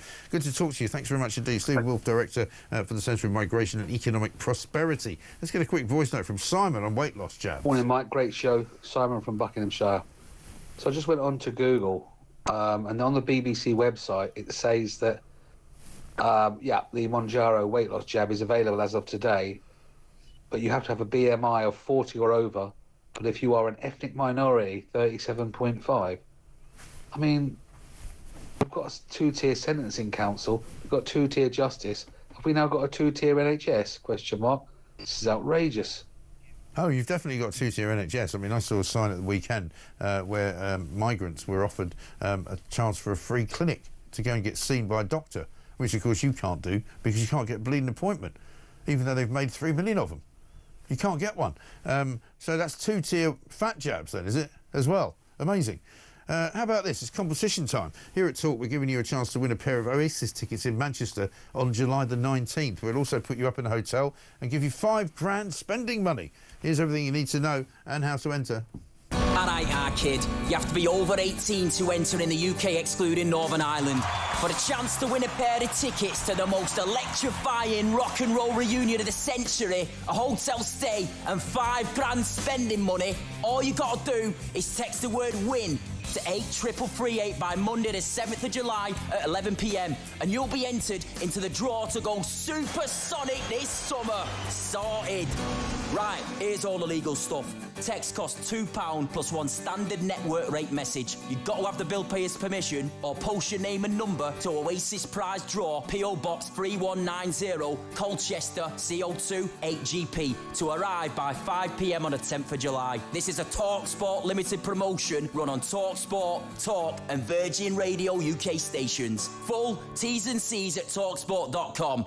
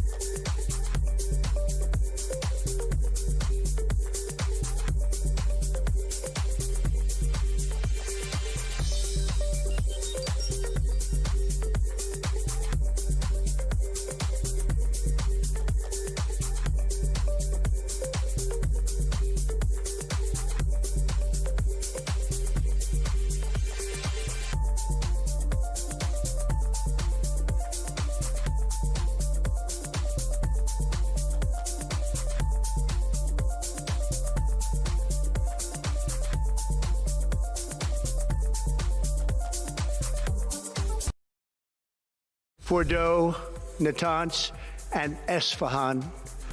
Everybody heard those names for years as they built this horribly destructive enterprise. Our objective was the destruction of Iran's nuclear enrichment capacity and a stop to the nuclear threat posed by the world's #1 state sponsor of terror.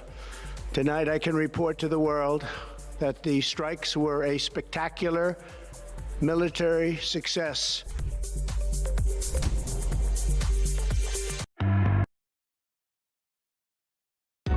Across the UK, on DAB+, on your smart speaker, on your smart TV, and on your side.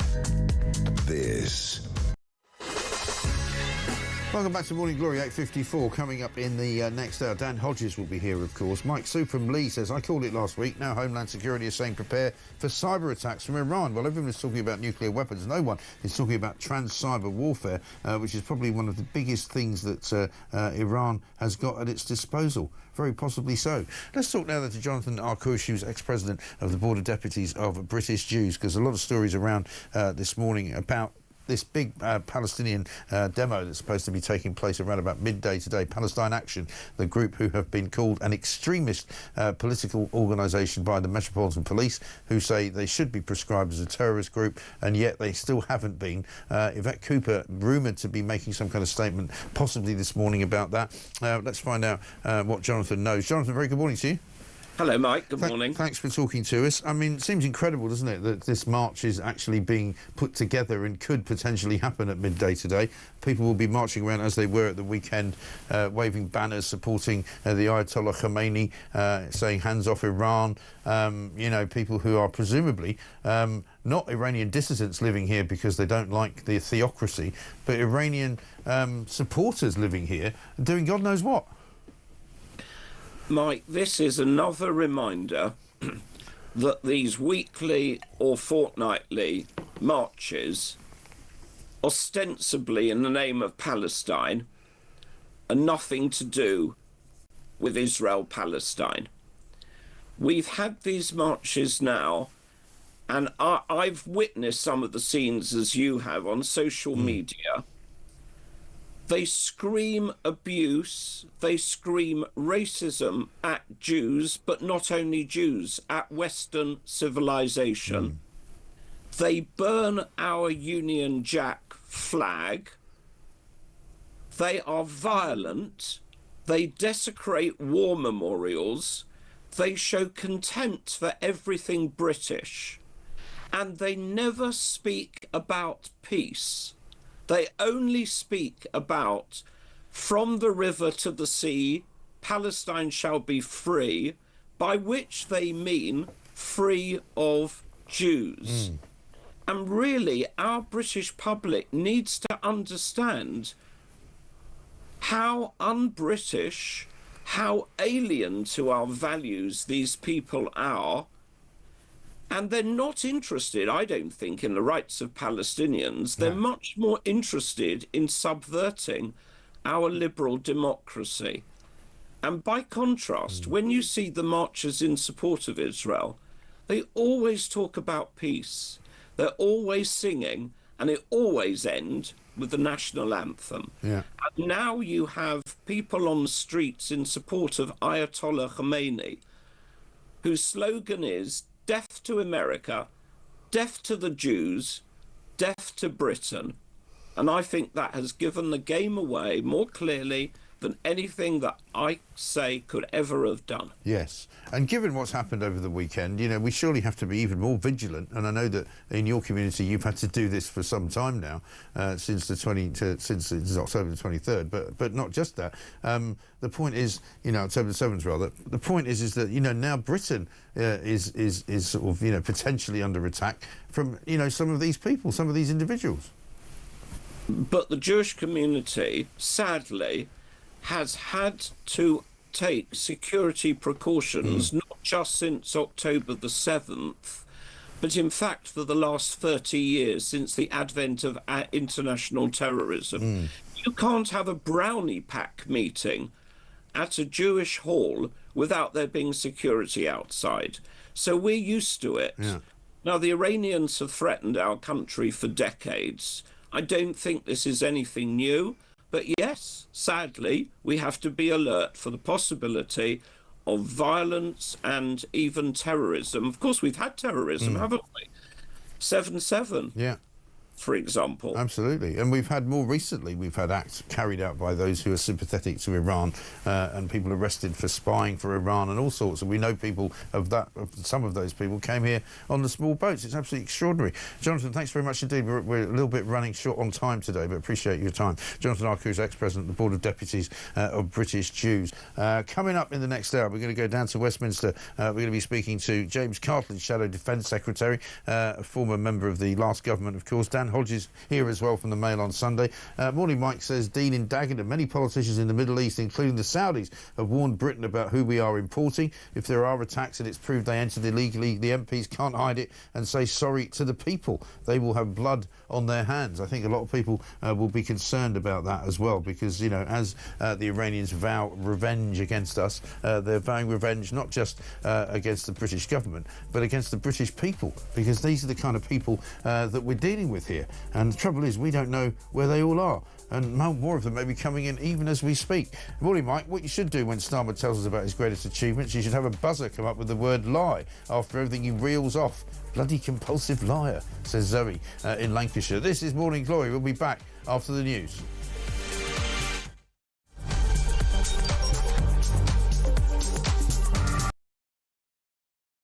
Good evening and welcome to Plank of the Week. It's the one show where you do not have to be worried about judgmental people, because we'll do all the judging for you. Let's just have a look at how Humsley Useless is now spending his time.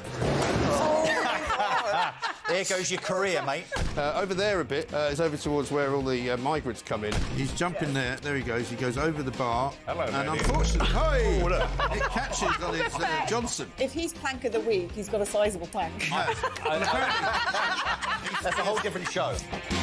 Plank of the Week, Fridays at 7 on Talk.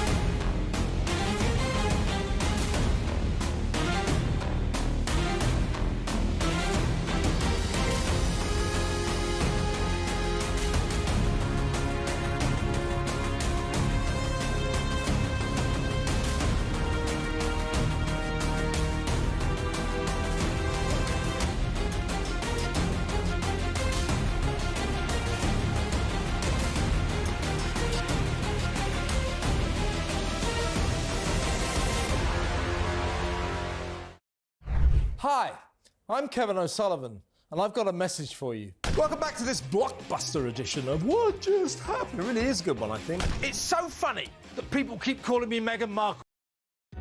Across the UK, on DAB+, on your smart speaker, on your smart TV, and on your side. This is Talk.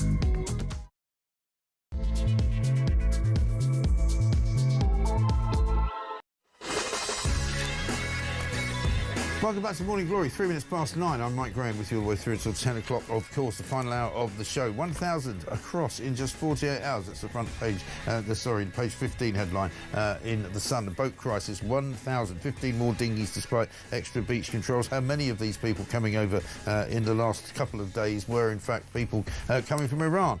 People who might have sympathies with the Iranian regime that was bombed over the weekend by President Donald Trump. Revenge would be Iran's worst mistake, warns the United Kingdom. But in the Times, Iran vows revenge on the US. Fears UK will now face Iran terror backlash on the front page of the Daily Mail. And the big question, of course, is precisely where would that happen and precisely how would that happen? And the Sun has got a load of it this morning as well. Their front page, sticking up your bunker, is what it says basically. Huge surface craters are all that remains of Iran's obliterated underground nukes program after daring US strikes at the weekend by President Donald Trump. It was an elaborate ruse. All sorts of decoy bombers were sent to Guam to make it look as if they might be just being placed somewhere, when in fact the attack happened in the early hours of Sunday morning, late Saturday night, US time, of course. One of the few people who didn't seem to know it was going to happen was Keir Starmer. We're going to talk coming up to Dan Hodges, of course, who is the Mail on Sunday's commentator. He wrote about it at the weekend, saying practically the entire world was expecting Donald Trump to hit Israel, to hit Iran, rather, and hit them pretty hard. Of course, one of the only people who didn't see it coming was Keir Starmer. Nobody can explain why. Let's get a voice note from Dean. Morning, Mike. Great show as always, mate. Another day, another disaster for Keir Starmer. Well, a weekend of a disaster. Let me be clear. I'm going to get on the phone and talk to other leaders and come to a diplomatic situation. What? Shut up, Keir. You haven't got a clue what you're doing. You're completely in the dark about what the USA were going to do because they don't trust you. You've got no clear position. Every time your mouth moves, we know you're lying. He is utterly useless. I'm afraid that is a very, very similar message to the one I'm getting from lots of different people this morning. We're also looking very carefully at a couple of things going on.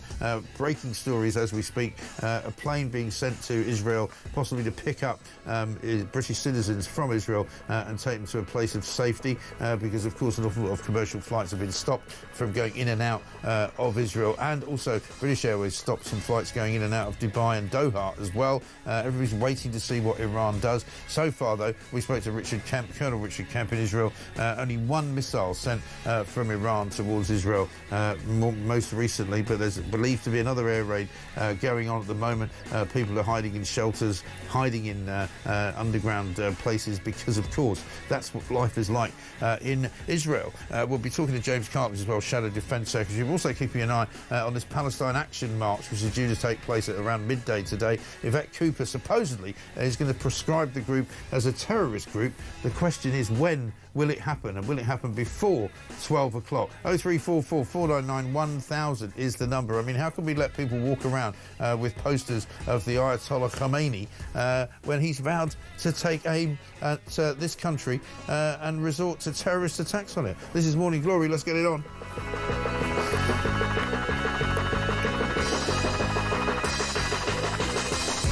Neil says this: if Mrs. Balls had any, she would wait until Palestine Action are gathered to march before prescribing them, so that the police can arrest the lot of them. That's from Neil. Jackie says Yvette Cooper cannot ban Palestine Action today. They will march anyway, and there's nothing the police can do about it because they don't have the manpower to prevent it. This country, Mike. And Stuart says, morning, Mike. Our politicians and civil servants have been letting religious extremists and other criminals into our country for over 30 years, despite the countries they were leaving warning us about them, and the security services and the government have absolutely no idea just how many are here in our once great country. Well, I think that is part of the problem. We just don't know. Absolutely incredible. James Cartledge is here, Shadow Defence Secretary. James, very good morning to you. Good morning, how are you? Yeah, very well indeed. Thanks very much indeed. I mean, obviously, Keir Starmer hasn't quite been able to bring himself to launch his support fully behind what happened over the weekend. He doesn't really seem to have been in the loop at all, does he? No, I think you make a very good point. It's not really clear what he thinks. We heard a few days ago, I think when he was at the G7, something to the effect of, well, there's no indication anything's going to happen, obviously alluding to potential strikes on Iran. And then today, from ministers and from Keir Starmer himself, very unclear whether they actually support what's happened. Statements of fact about the strikes on Iran, no clear pejorative statement about whether they actually support it. I mean, from my point of view, as I said on your programme last week, we support this. Yeah, absolutely. And of course, why wouldn't you support it? But it's very clear that from what has gone before and from Keir Starmer's positioning on some of this stuff, that the US and indeed Israel have decided to kind of bypass Britain, one of its greatest allies, altogether. Well, yeah, I think that is a concern. I mean, look, from our point of view, it's incredibly clear. Obviously, you know, military action is a last resort. No one wants to see this happening. These are very large bombs, very extensive damage. In the words of the President of the United States, obliteration, etc. The reason that's had to happen, as we all know, and to be fair, even the Prime Minister says he recognises this, the fact that we can't have Iran with nuclear weapons because of the way, as a state, it sponsors terrorism, and therefore the obvious question as to what it would do with those weapons.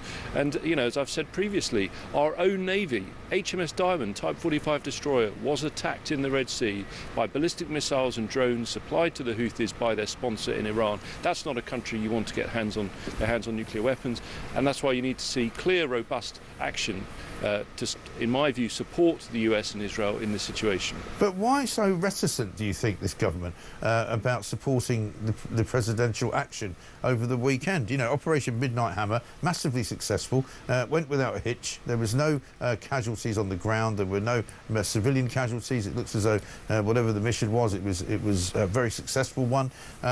David Lammy this morning, Julie Hartley-Brews just tweeted this out, was on Radio 4, basically was asked, was the US military action the right thing to do?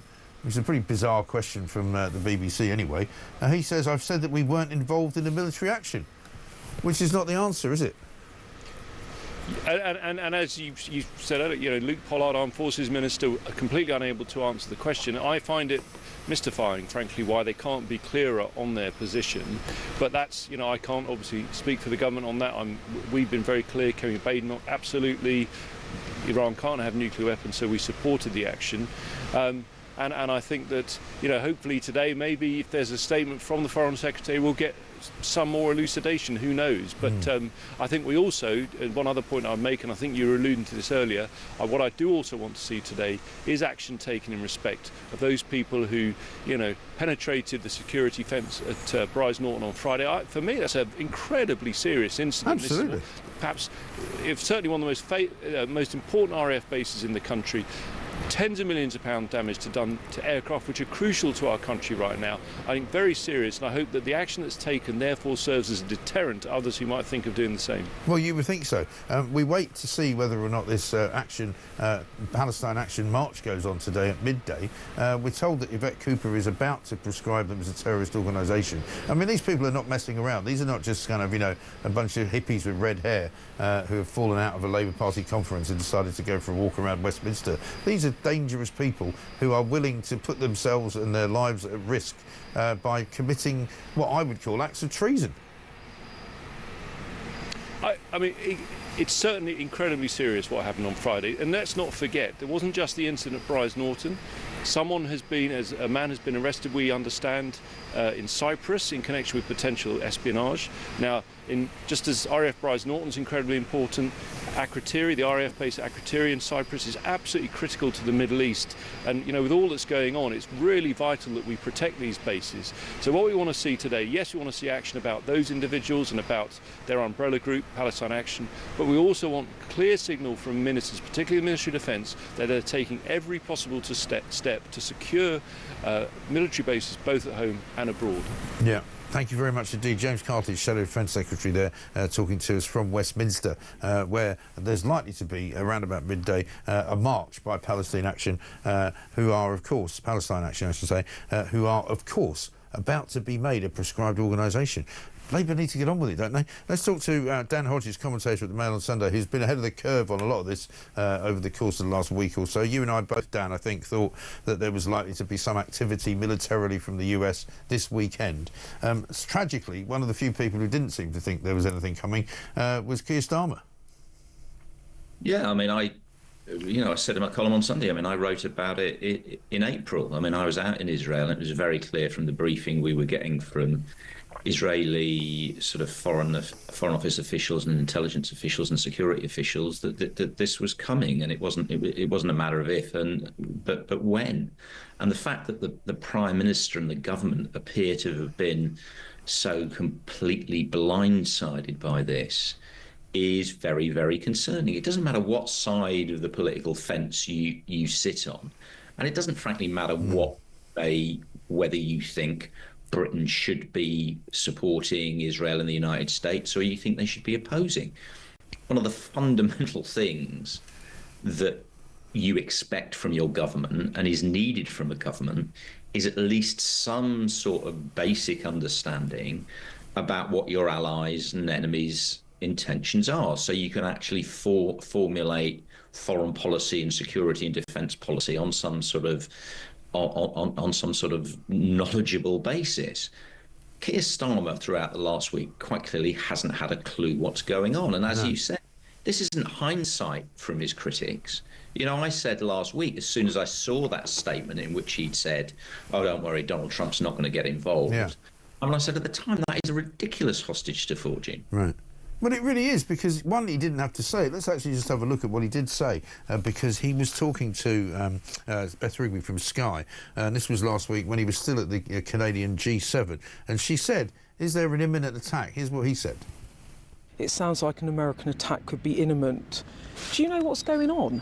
Well, I don't think you should read into that an American attack is imminent. He's calling the Security Council together. We had a 2-hour discussion with the President last night on the Middle East, on this very issue, and as a result of that, the G7 statement came out very clear about the risk of the nuclear programme in Iran, Israel's right to self-defence, and the need to de-escalate across the region, including in Gaza. So you don't think an attack is in his mind, or US joining Israel? You don't think that's in his the wording mind? of the G7 statement, I think, speaks for itself, and I sat next to the President for that 2-hour discussion as we were working through not just the issues but the statement itself. So you're not worried about escalation? I'm clear that we need to de-escalate. But are you worried about escalation? Of course I'm worried about escalation, which is why my focus is on de-escalation. I'm worried about escalation in the region.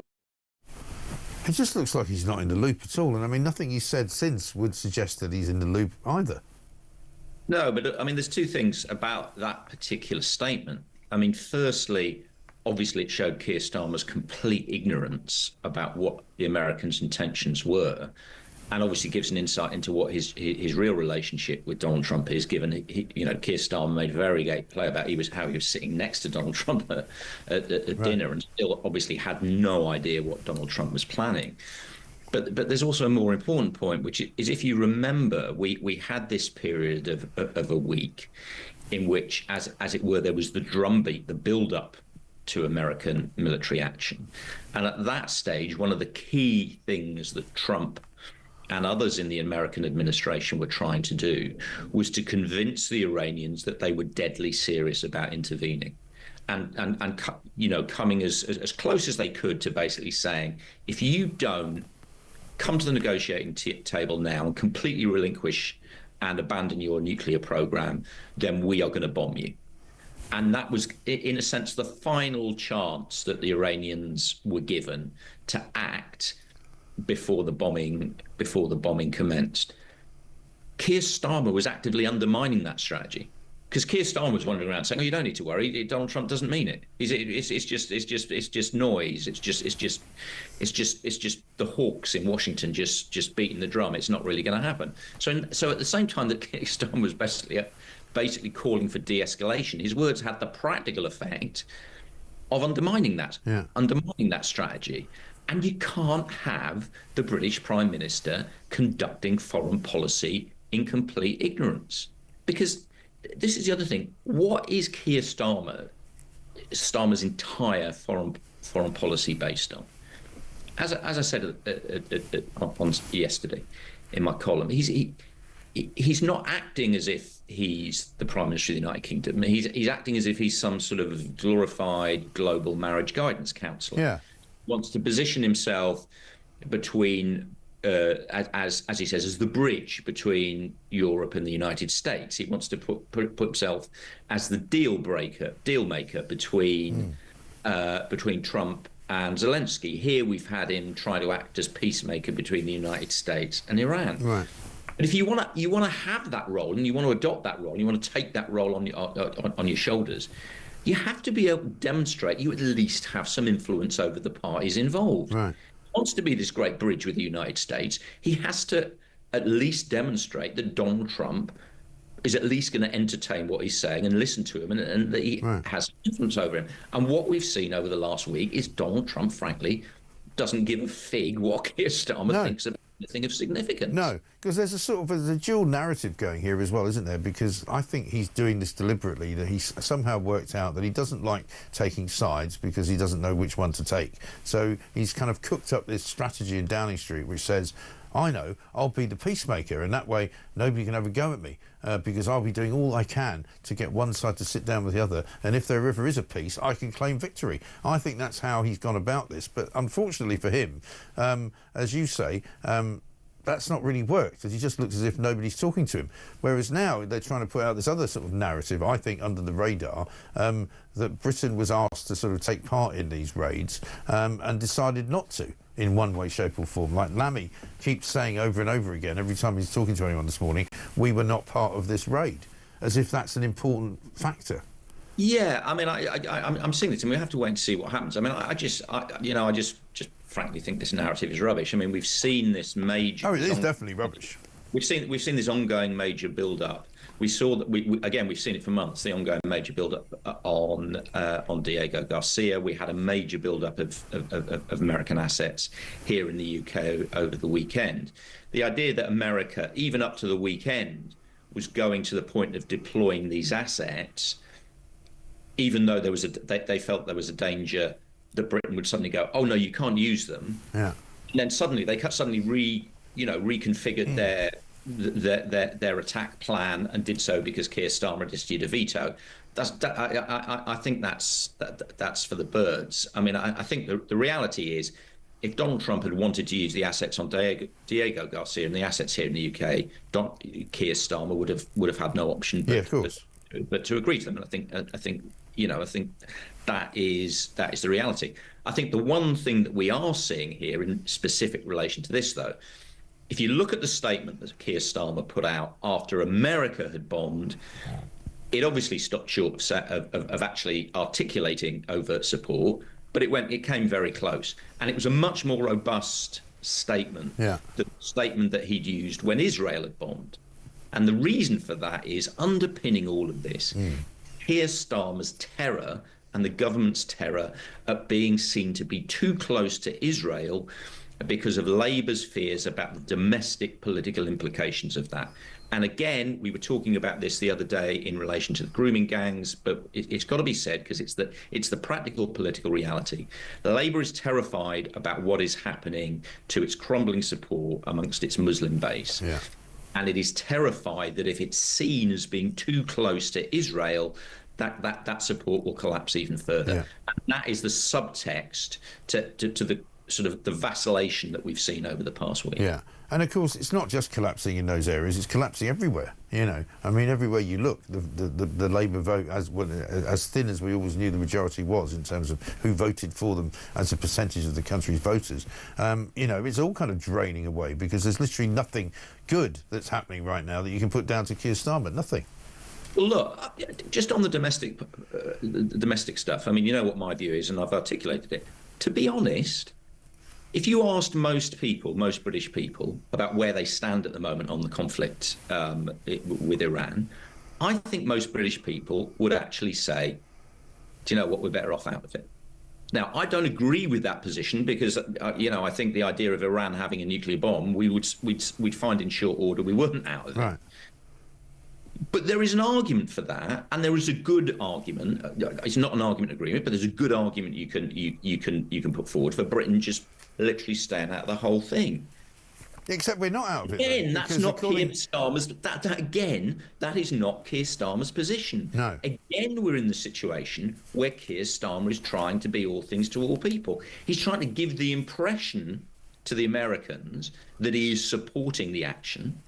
He's trying to give the impression that he is in some way tough on security, tough on defence, etc., while simultaneously trying to sort of give a nod and a wink to people in the Labour Party and people on the left. Do you know what? I'm not actually.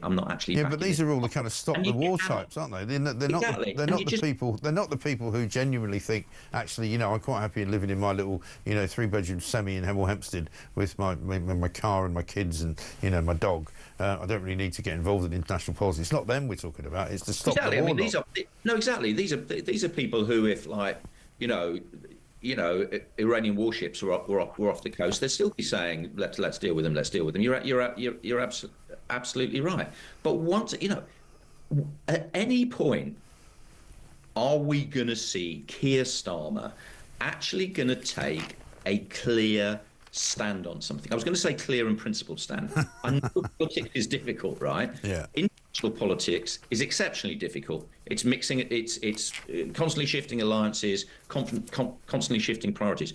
But you have to, at some point, have clarity and at least articulate to the British people and the wider world what your position actually is. And we've seen this morning the various ministers floating around the TV studios. The British government simply cannot say where it stands. No. Absolutely vital global strategic issue. No, they're just floundering around. I mean, here he is from yesterday, Starmer, saying that Trump didn't do what he thought he was going to do, and this is his kind of explanation for how he did the complete opposite. Well, it's clearly a fast-moving situation, and there's been a huge amount of discussions in the days since the G7 ended, and the US has now taken the action to alleviate the threat that Iran's nuclear program poses. My position throughout has been as a calling for de-escalation, to get people around the table to negotiate a better outcome diplomatically. And I've been talking to international leaders in recent days, but particularly intensely this morning. We'll continue to do so during the course of today. Pick the bones out of that. Well, I mean, again, a classic example.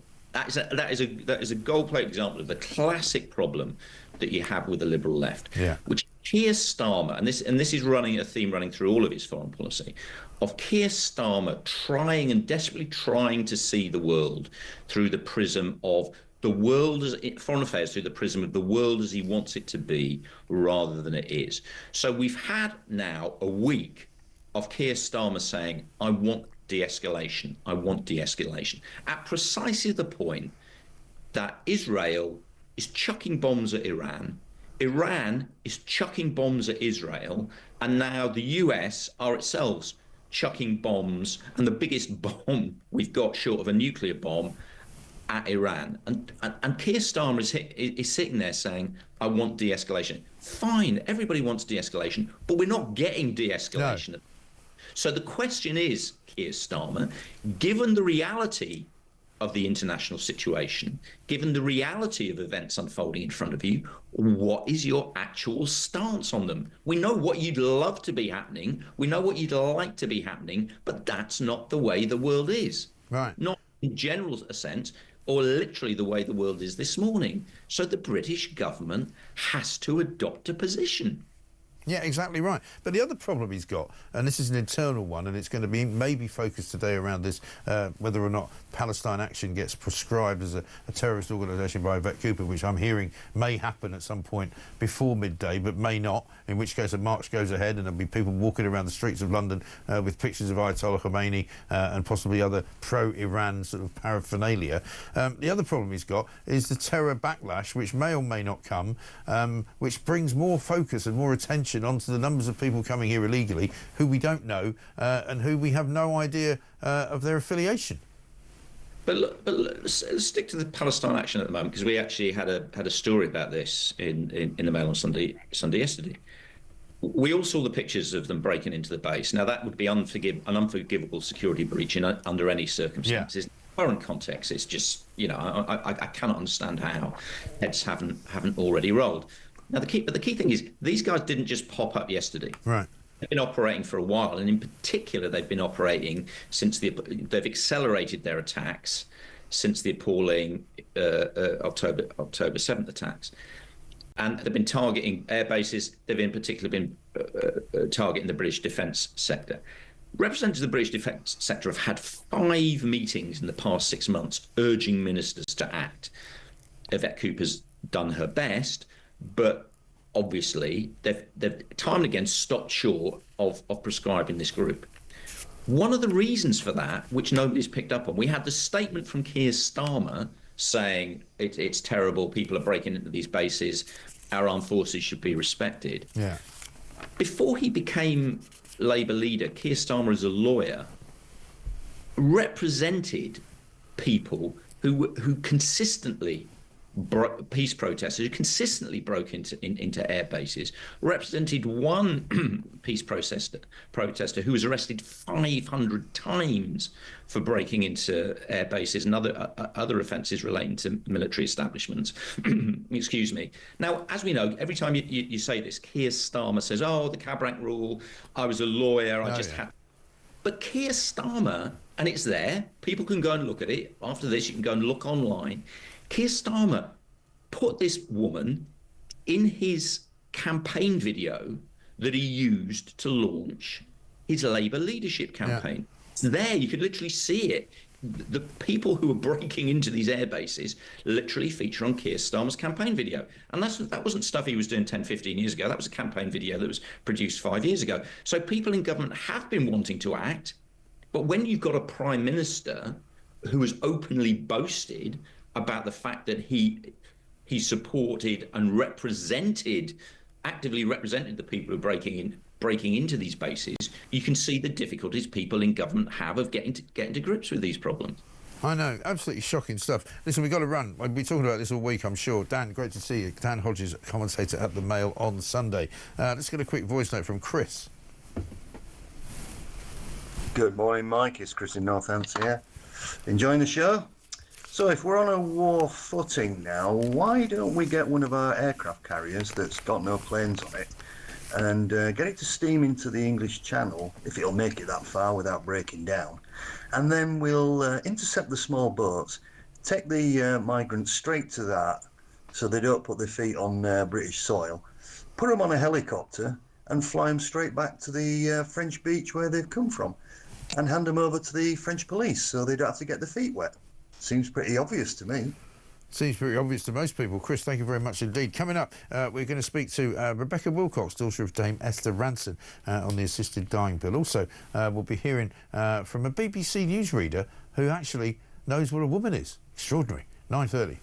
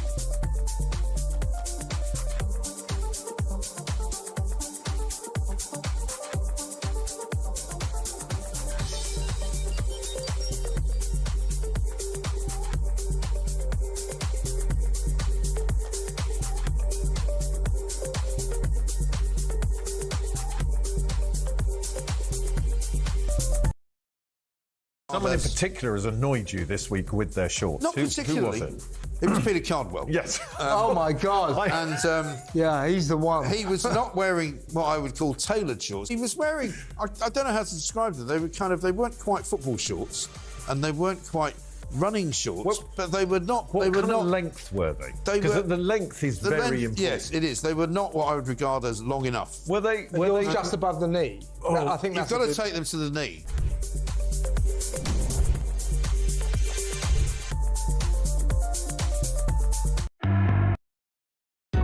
Across the UK, on DAB+, on your smart speaker, on your smart TV, and on your side.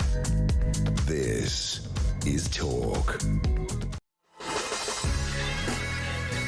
Welcome back to Morning Glory. It's 9:33. I'm Mike Gray with you all the way through, of course, until 10 o'clock when Julie Hartley-Brewer will be here.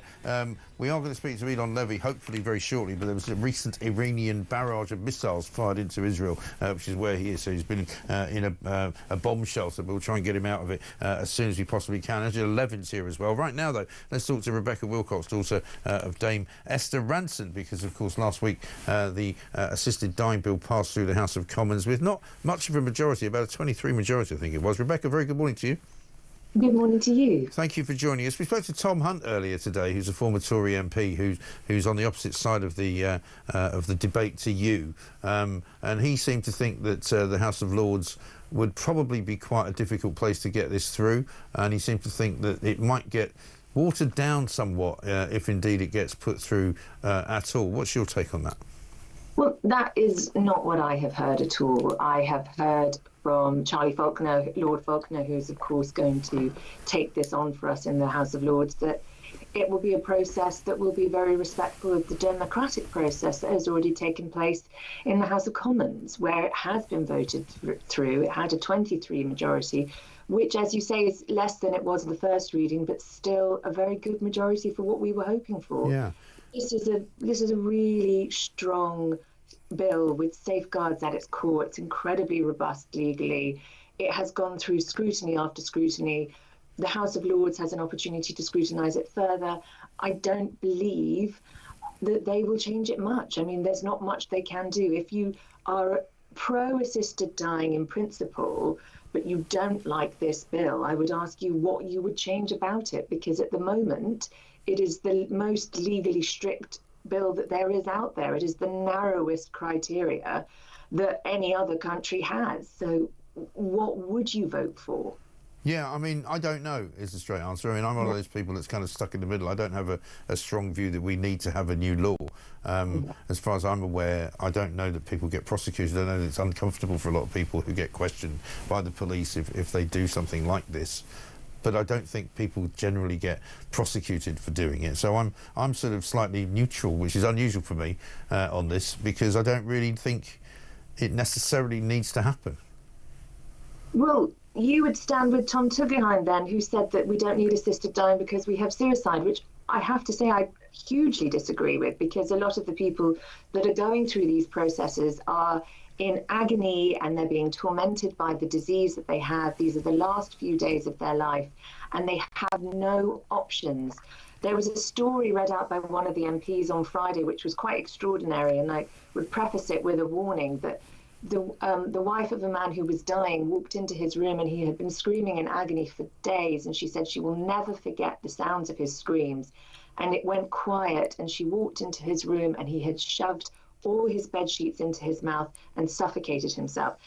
That is not an alternative. That is what the status quo actually enforces, because people who have no choice, no control at the end, are being made to do these awful, ridiculous things that shouldn't ever happen to any human. And nobody would walk into that room alongside that wife or listen to that story and think it was okay. No, I get that as well. I'm not, like I say, I don't feel that strongly either way. That's why I'm kind of, strangely neutral about it. Well, I like strangely neutral. I think that's the wall colour that I have at home. But what I would say is a lot of people were scaremongering about the bill and creating myths and exaggerations. I won't go so far as lies, But when they were saying things that weren't entirely true, I was really interested in the Labour MP, David Burton Sampson, who stood up and said, assisted dying is not for me, that he was religious, he's a Christian, and he doesn't believe in it for himself. But what he does believe in is choice.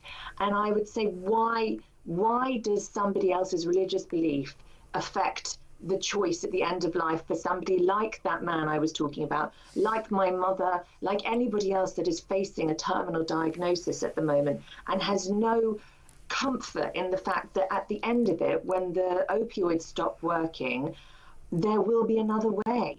Switzerland is not an equalising option for people. It costs £15,000 and it does mean prosecution. I met with a criminal lawyer who said that because we have put our head above the parapet with this debate, we would very much get investigated. Yes.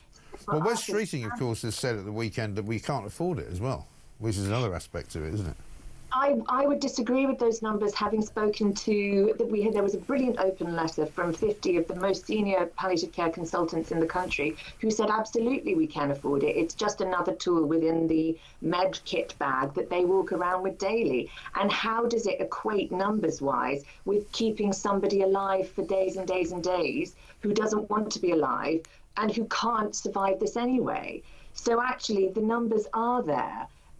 He has always been against this bill, and I would be very interested to see, as I said before, what bill he would be in favour of if he believes that people should have a right to choose at the end of their lives. Well, if he ever comes on my show, I'll certainly ask him, but he doesn't seem to want to. There we are. Rebecca, thank you very much indeed. Rebecca Wilcox, author of Dame Esther Ranson, saying why she believes that the bill will go through pretty much as it is now. You may have a view on that.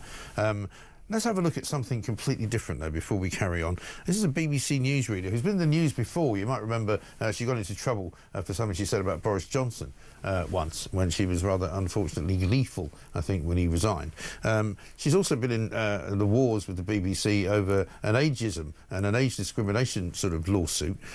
Here she was at the weekend, actually correcting her own autocue. London's School of Hygiene and Tropical Medicine has released research which says that nearly 600 heat-related deaths are expected in the UK. Malcolm Mystery, who is involved in the research, says that the aged, pregnant people, women, and those with pre-existing health conditions need to take precautions. Pregnant people. And I have to say, I mean, I've never been a big fan of hers after the Boris Johnson thing, but at least she seems to have finally found the light and headed towards it. She's corrected the words pregnant people, put in an auto cue, and actually said women. I mean, aside from the fact that the ridiculous story of loads of people dying because of this crazy heat wave we've been having, it was about 26 degrees in most parts of the country, I think slightly over the top. But there we are, we can take it where we can. Let's get a voice note from B on migrants. Morning, Mike B from the Midlands. Just a quick point. How many mercenaries have crossed the channel? Law of averages. How many? Have a great day. Thank you very much indeed. I don't know, but probably some. You'd have to say. Certainly some. Certainly some really rather unsavoury characters, we'd have to say. Coming up, Elon Levy's managed to get himself out of the bomb shelter, so we'll talk to him very, very shortly, former Israeli government spokesman.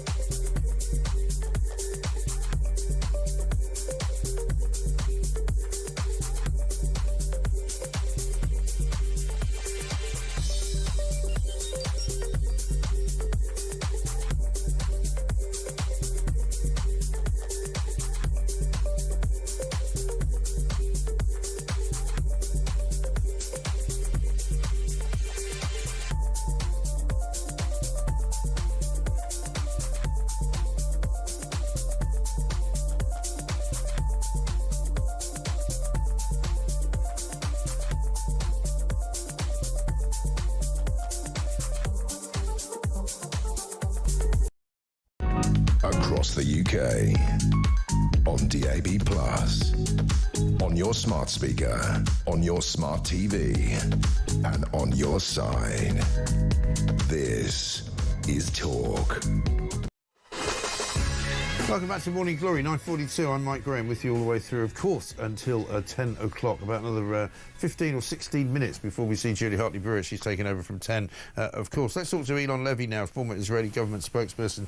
Just over half an hour ago, he was in a bomb shelter in Israel because the Iranians had launched some missiles. Elon, very good morning to you. Tell us about it. Hello, good morning, Mike. Tell us about it. You feared at one point you wouldn't be able to get out. So we were speaking to Richard Kemp a bit earlier in the show, and he said the number of missiles sent from Iran had diminished quite considerably. Was this something new then?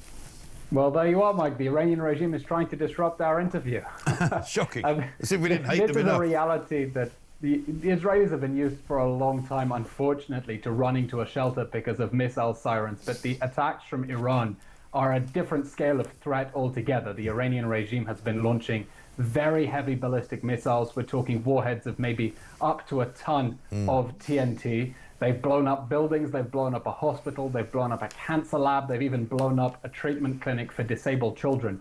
So Israelis know that when there is a siren, you have to get down into a bomb shelter. Yeah. If you're lucky and you live in a building built since 1992, every new apartment in Israel has its own bomb shelter. If you're in an older building like mine, you have a bomb shelter in the basement. Right. And some people just have to go to a public bomb shelter, just drop everything and run across the street to a public bomb shelter. But it looks like the Iranians now are changing their tactics. Israel has been systematically destroying Iran's ability to shoot back. It's been attacking the ballistic missiles in Iran, not just intercepting them over Tel Aviv. Shooting them down, blowing the missiles up in Iran, blowing up the ballistic missile launchers.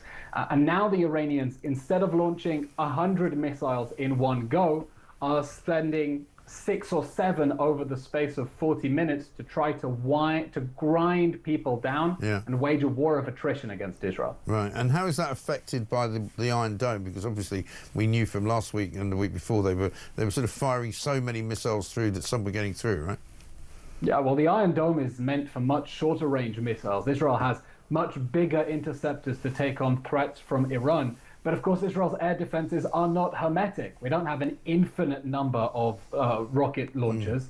And of course, it's much more expensive to shoot down a rocket than it is to fire one. And that's why Israel said one of the reasons for launching this operation against Iran, if Iran has 2,000 ballistic missiles now, you can't let it get 20,000 ballistic missiles, which is what they were planning, because there is no way that any country could possibly shoot down that many ballistic missiles.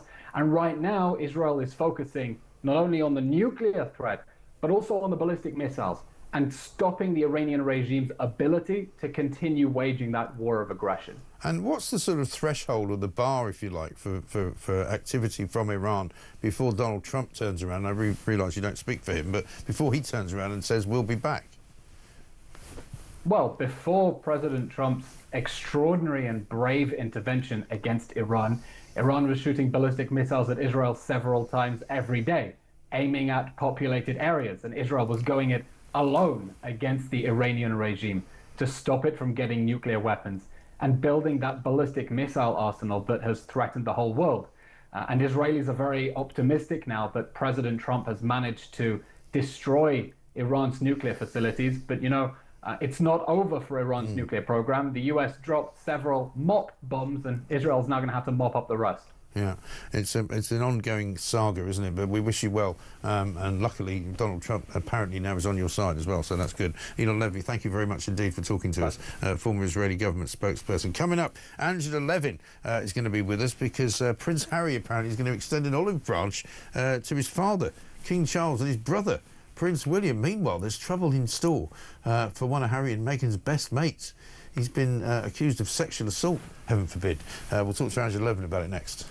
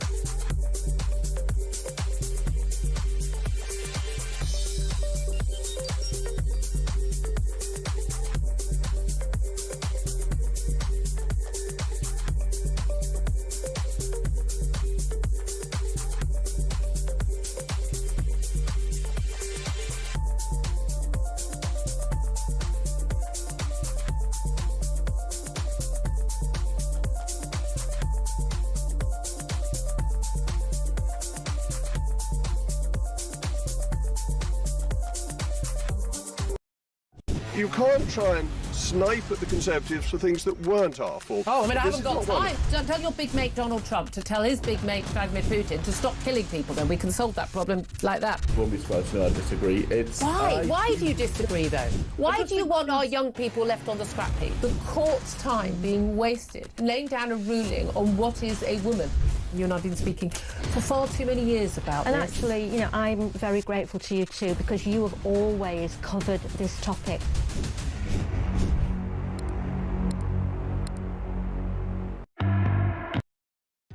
Across the UK, on DAB+, on your smart speaker, on your smart TV, and on your side. This is Talk. Welcome back to Morning Glory. It's coming up to a very nearly 10 minutes to 10. Believe it or not, I don't know how we get this far into the show. Practically over. But all the papers this morning, of course, very much focused on that attack on Iran by Donald Trump and the United States over the course of the weekend. But not only is that the news coming from the United States of America, we've got other news coming as well from our favourite pair in Montecito, California. Angela Levin's here. Prince Harry will extend an olive branch to his father, King Charles, and his brother, Prince William, by inviting them to the next Invictus Games. I bet they can hardly wait. Angela, very good morning to you. Hello, good morning. How are you? Good, and you? Yeah, very well indeed, very well indeed. I mean, I'm not sure Prince Harry hasn't waited a bit too long for the old olive branch, hasn't he? Well, yes, the olive branch has fallen off the tree for a long time ago, I think. I think it's dead. The whole tree. It's really weird because it's 2 years before it's going to happen. Yeah. So with parents like that and concerns that they have, it's a ridiculous thing to start with. But I think maybe he's just doing it and saying it to show them up. Because if they don't go, and they've got a very good reason not to, because it's Queen Camilla's 80th birthday on the last day of the Invictus Games in Birmingham. So I'm sure they would have arranged loads of things first and can't get there. But I think he wants to show them in bad face that he's trying, he's doing his best, but they're not interested in him. Right. William, I can't believe, will go anywhere near it. It's said that it's not upsetting him anymore. He just doesn't think about him. He's blocked it, it's gone. And I think that's very healthy. And he's probably done that with lots of things in his life that have been so difficult. With Harry, he just... You know, he hangs on to things in a way that doesn't work at all. And I think this whole thing that everything's arranged or not arranged, or if they don't want to go, if they can't go, you know, he'll say, look, they're still not talking to me. Aren't they awful? But actually, it could be a sort of a game, really. You don't ask people 2 years ahead. No. In that sort of age and work and things he knows. Did he try to get the Invictus Games on over her birthday, or is he just going to be a nuisance? I mean, it's the last day, the most important day, and I just think, you know, hang on in there. Stop making nasty comments so that the BBC interviews you or the Guardian interviews you. You know, come on, we're not stupid. Yes, exactly right. And one of the things that he hasn't been talking about, because I was reading this in the Mail today, deafening silence from Harry and Meghan as Lilibet's billionaire godfather is sued by an actor for sexual harassment. This is an amazing story about Tyler Perry. You remember the guy who loaned his house to Harry and Meghan when they first went to California. He's being pursued for over $260 million over allegations about sexual assault, sexual harassment, all sorts of battery and infliction of emotional distress on a young male actor who starred in The Oval, one of his hit TV series. Yes. The only thing is, I'm always very careful. It's not gone to court yet. Yeah. He's not actually been given into prison or your fine. Oh, of course. But they've not said anything about it, which is quite surprising. No. Well, Meghan never wants to be into anything that's difficult or awful, you know. She always steps back, whether it's Harry, whether it's anything going on, her jam, anything. She steps back. Everything is perfect for her. She doesn't want to get in on that. Harry is not Harry's friend, it's her friend. And in a way, what could she say? I mean, I'm not always for her, as you might have noticed. Yes. But she might say, you know, oh, he could never do anything like that. Or, I'm so sorry to hear this. That's quite tricky, isn't it? It is. And in a way, I'd let her shut up on that one without actually criticising her. It's very nice of me. Yeah, it's very nice of you. Obviously getting very mellow. No, I'm not mellow. I'm not mellow at all. But I just think, you know, if someone hasn't been actually through the courts, we need to know, because I think it's just one boy, young. It is. It's a sort of Me Too thing. Yeah, but, you know, I mean, people get absolutely crucified and hung, drawn and quartered, don't they, in many areas of this kind of allegation before it gets to court. And sometimes it never gets to court, but it still gets written about, and it's been written about today at some length from Tom Lennon in New York in the Mail. So we should watch the case with some interest, I suppose. Yeah, me too, yes. As to how they will react to it, because it's fascinating. But listen, great to talk to you, Angela. Thank you very much indeed. We've had a very, very busy morning today, what all the stuff going on in the Middle East. So delightful to be able to take a little detour with you. And we'll speak to you again very soon, I'm sure. Thank you very much indeed. That's Angela Levin talking about all the stuff that's going on around the dreaded formerly royal couple known as Harry and Meghan. Let's go to the phones, though. Eleanor is in Kinrossshire. Eleanor, a very good morning to you. And good morning to you. What can I do for you, Eleanor? I think it's time that the King stepped in and cancelled this Parliament, because we are now in very real danger, the people of this country. Everything is out of control. Even the Americans are not trusting this government. And I think it's just time that we just pulled the plug on this government. And the King say, no, we're going to have an election, and we are going to do away with all the lies, all the nonsense, and we're going to give this country back to the British people. Yeah, it is extraordinary, isn't it, how we are now being treated as a country by other countries. You know, Israel didn't tell us they were going to attack Iran. I suspect Donald Trump and the Americans didn't tell us until practically it was all going on, you know? Well, why would you tell Starmer? Why would you tell this cabinet? I mean, Trigger's Broom's got more credibility than this lot.